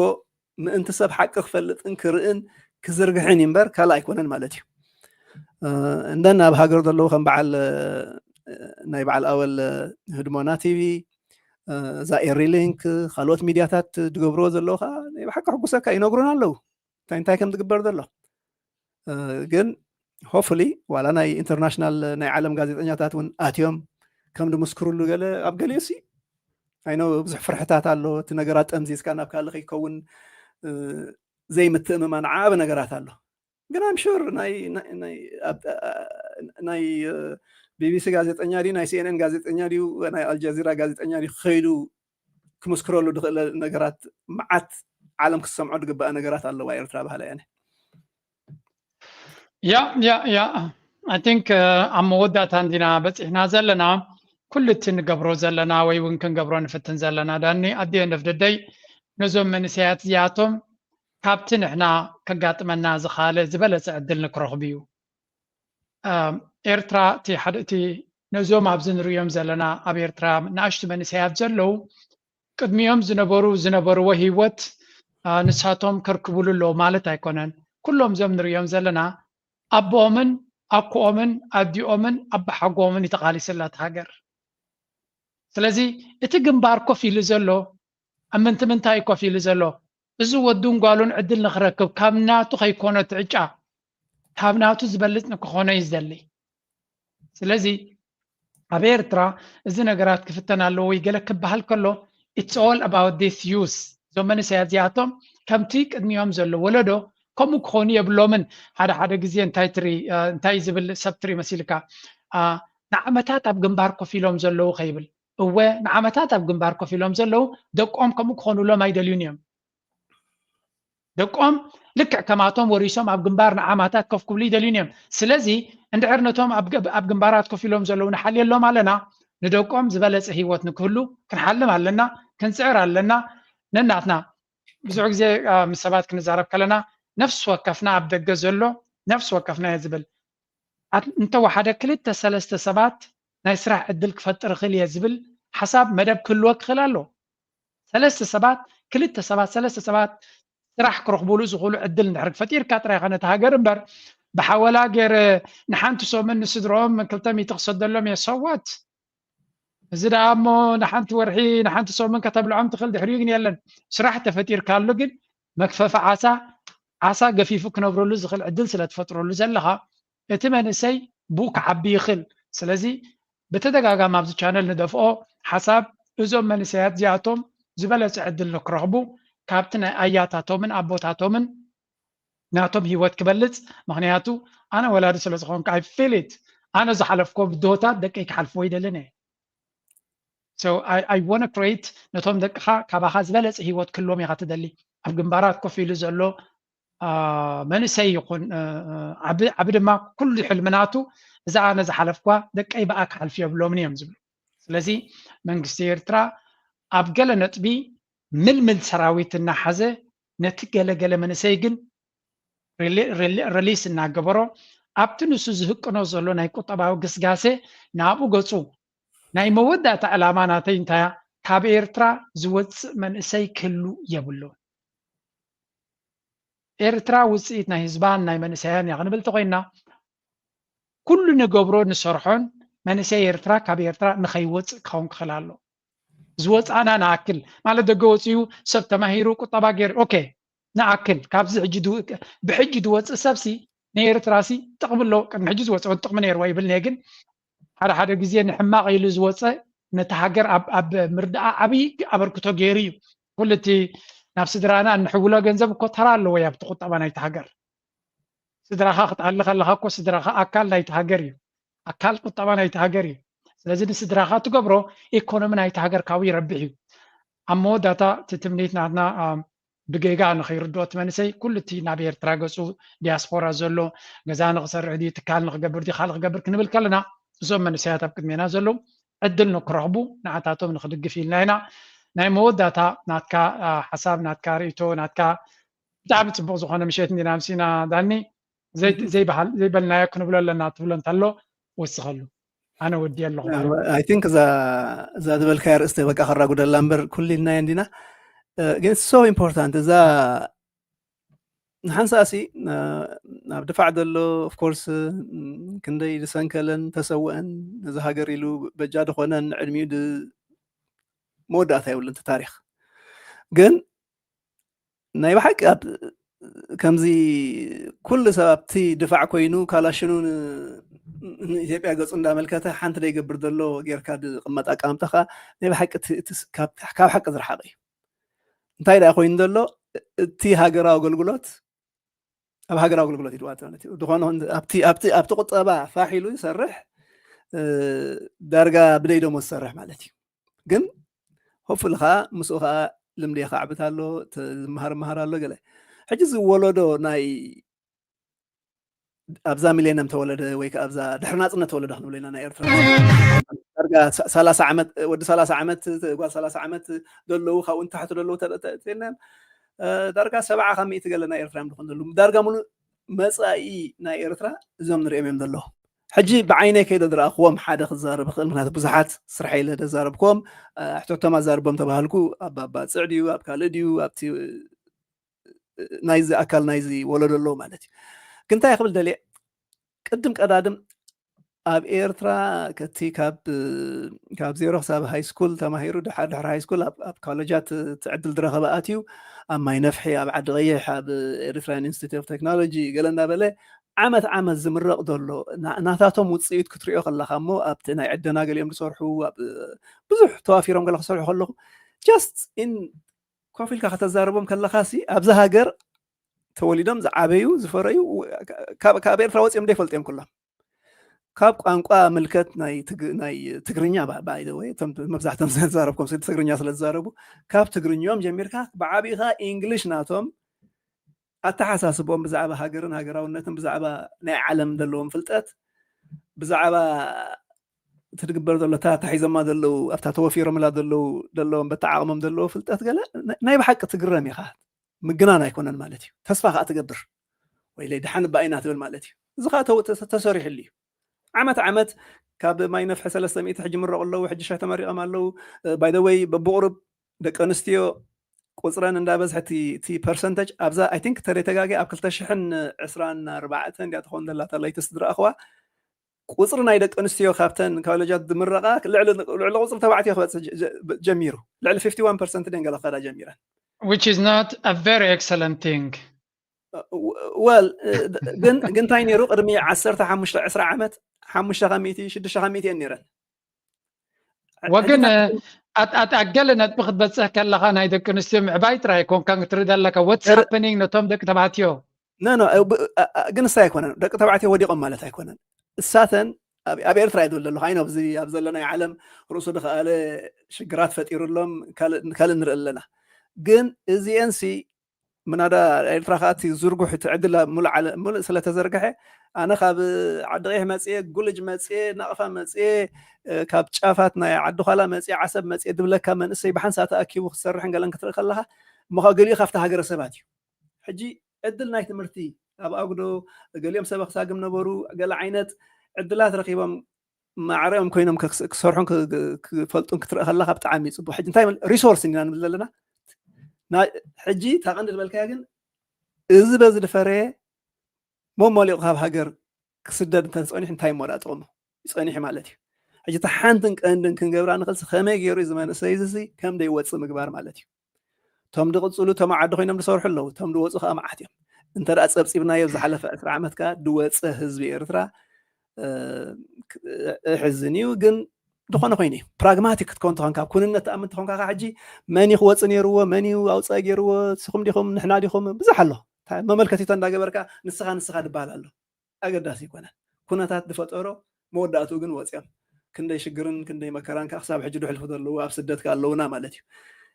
ግን ቅድም ቀዳድም ግን ተወሰኽቲ ሓደሽ ከይወፅዎ ተኮይኖም ሕጂ ካብቲ I don't think ንዓይ ክሕጉስ ገሊኦም ድፈልጡን እዮም ገሊኦም ደቂ ዕሩኽተይ ገሊኦም ኣዝማደይ ገለ ክኾኑ ድኽእሉ ካብዞም ሓድሽ ወለዶ ብዙሓት ተዛርቡ ሕጂ ኣብ ክንዲ ዳይረክትሊ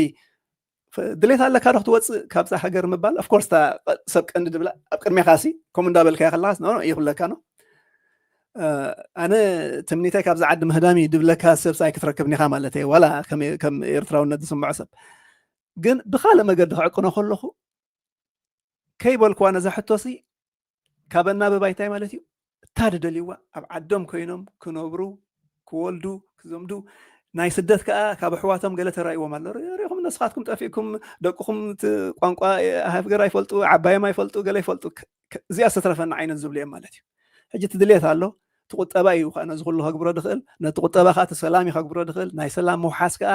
በዚ ንሪኦ ዘለና ናይ ዲፕሎማስን ምትዕፅፃፍን ፅምዶታትን ይክመፅእ ድኽእል ሕጂ ዕድል ተጌርና ናይ ወያነ ነገር ክንብሎ ተወዲኡ ኣሎ ይመላልና ብኡ ገይሩ ድውዳእኹን ናይ ኣብይ ከዓ መዕለቢ ክግበረሉ እዩ ለቨሬጅ ነጎሽ ከምዚ ናይ ፖለቲካ ነገር በተዓቕሙሲ ዲፕሎማቲክ ነጎሽየት ይድገብር ዘሎ ኮፍ ኢልካ ንምሸቱ ኣብ ስታይ ክመፅእ እዩ ኣብይ ስለ ድመፅእ ድሕሪ ኣብይ ድመፁ ድሓን ክኾኑ እዮም ንዑ ተወዲቕናዮ ሰላም ክንረግብር ኢና ገለ ህውተታ እዩ ምክንያቱ እቶም ድመፁ ከዓ ናታቶም ኣጀንዳ ክህልዎም እዩ ሕጂ ንሱ ከዓ ተተወዲኡ በቃ ኣብ ጉዳይና ንገብር ኣለና ማለት እዩ ግን ክኸውን ዘለዎ እዚ ኮንተ ኮይኑ ብዛዕባ መንእሰያትና ብዛዕባ ናታቶም ዕድል ብዛዕባ ናታቶም ስደት ክንዛረብ ኮይና ንውሽጢ ትጥምት ኣለካ ማለት እዩ እዚ ዓለም ፌር ኣይኮነትን እሞ ሙሉእ ኣፍሪቃ ከይሓለፈሉ ኣሜሪካን መሓዘታን ካብዚ ሪጅና ከይጠፍኣ ድበሃል ስእልካ ፕራግማቲክ ኣብ ኩንነት ደይተመርኮሰ ፖሊሲ ካብ ወፂኻ ኩላና ነናታ ትገብር ኣላ ንሕና ከዓ ናትና ንግበር ጉዳይና ንግበር ቁጠባና ፖለቲካና ውሽጥና ነተዓራሪ ማዕርያ ትበፅሓና እዚ ሃገር ሓደ ናይ ሓደ ይትብፅሖ እቲ ድዝውር ዘሎ ሎምሎ ፅባሕ ሓልፍ ናይ ፅባሕና ንሕለፍ እንዳበልካ ተተገይሩ ግን ኩሉ ፅቡቅ ክኸውን ይበሃላ እሞ በዚያ ወዲ ኣለኹ ኣነ እውን ጆርጅ ሓወይ ታንክ ዩ ዝኩሉ ዕድል ፋንታስቲክ ናይ ብሓቂ ኣይ ቲንክ ዝያዳ ናይ ሎሚ ብዛዕባ ዓድና ስለተዛረብና that makes it really beautiful ዝበዝሐ ግዜ ናይ ካልእ ፖለቲካ ዶሚኔት ይገብረና which is influence ስለዝገብረና የፈቲና ይኮናን ሎሚ ግን ብዙሕ ብዛዕባ ዓድና ተዛሪብና I hope ትመንሰይ by the way እዚኦም ኣብ ኤርትራ እቲ ዝበለፀ ኢምፕሎየር ዝብሎ ኣነ ወሃቢ ስራሕ ብሻ ናይ ዕደናይ ምክንያቱ ኩሎም ሰራሕተኛታት ኢንተርኔት ኣለዎም ኣብኡ ኣክሰስ ናይ ኢንተርኔት ኣለዎም ኣብ ኩሉ ከዓ ትድሕጉሰካ እቲ ኢንዳስትሪታት ኣነሲ ዋላፍቲ ኣብ ገሊኡ ቪድዮ ድዘርጋሕክዎ ኣሎ ኣብያ ኣለዉ ዳእቶም ወፃእተኛታት ድምህርኹም ገለ ነይሮም ከይዶም እዮም ዝብልካ ሕጂ ኣብ ወደብ ክሬንስ ዘሎ ወደብ ከተካየድሲ እንተን መካይን ዝዋ ዘሎ እንተን ዓበይቲ ክሬንስ ኣሎ ንዓተን ድኸይድ ደካይድ ቴክኖሎጂ ኣሎ ናታተን ሜካኒክ ምዃን ኣሎ ሶፍትዌር ኣለዎም ባይ ዘ ወይ ኣብ ናታቶም ባዕሎም ደቨሎፕ ዝገብርዎ ሶፍትዌር ከማ እንድተሓበር ክሎ ንዑ ናይ ኢንቨንተሪ ማኔጅመንት ሶፍትዌር እዩ እቲ ኩሉ ኣብኡ ድመፅእ እቲ تخلو تريلر سي أبي كم دلو إن ريل تايم قال زحبرهم قال عينة نزد كايد له قال كلهم زم تريم دلخ أفتح عدة توليدهم بعابيهم هجرا قلت جيرهم نبزح عمتات قال يوم 10 عمت قال خون سريحهم بدحريهم قالت زمهر دلو كنا تاتي مالتي حجي إذا خمزي نخنا دامق نخنا تصابع يكونن we are talking about real thing حقيقة هي كاب تزامني أفتح عندنا تاد صرحو in general the way they built in as بيشا أب غانا هذا أبالنا بارلياما يزارم نيرو كابير ترابزع كنا مهارنا خلاله مهنياتو how إريترا نتيم عدنات ناتا in a very productive way كتك أملكيلا كم تعم تباب قدمي دبلكا ولا proportionality امناك كنا إرترا منجستي كابتي عدنا زروح بكل تعتاويتات reinvest ناقبر almost 55% shares اللي هو بزعات قرات كاب 3 وني حلفونيهم سلازي لعلو كل دما بإنترنال كاباسيتي ناتهم زقبروه that's why دما بعد China ون invest زقبرو دي deliver هو ميم مغنياتو زيهم سبازياتهم قلتيفهم كوتسونا يم زبل منتالهم they want to exploit you كمز بزو خايد اليوم جن حدا جزية دما يتمنقسي إرترا أب لونج ترم كعوتولو زغل أب شور ترم جن نحجو زلق أنزا كساقاقرو زغل مالتنايو أي بحق التسفاز بزو نقراتالو منقسي إرترا ناش تنقرات إرترا يدس بيانه عبو وزيت كم تزغل لو هانجين فروتس اللو أب تحت زغورة بعدلات اللو نعتاتن بمغيار أب نقر كي قبركا أبو وزيت كتم سألو تخل تغلولو تسفان قبر أب عدنا دمان تو منسيات نسلتو منسيات تو معوز كارتات زبلو زلو وزبنا نعم نكتعم تبغو نقر مخمتي منه thank you very much Danny it was a pleasure دس دبلا نمشيتو نيرو سلازي يغني اللي كبلا كايد اللي نسمعتنا دما مزيا تعمت درفي كن السنة بتوم يدلي بتحكي فتاري فتارة السلام تغنيت نحضر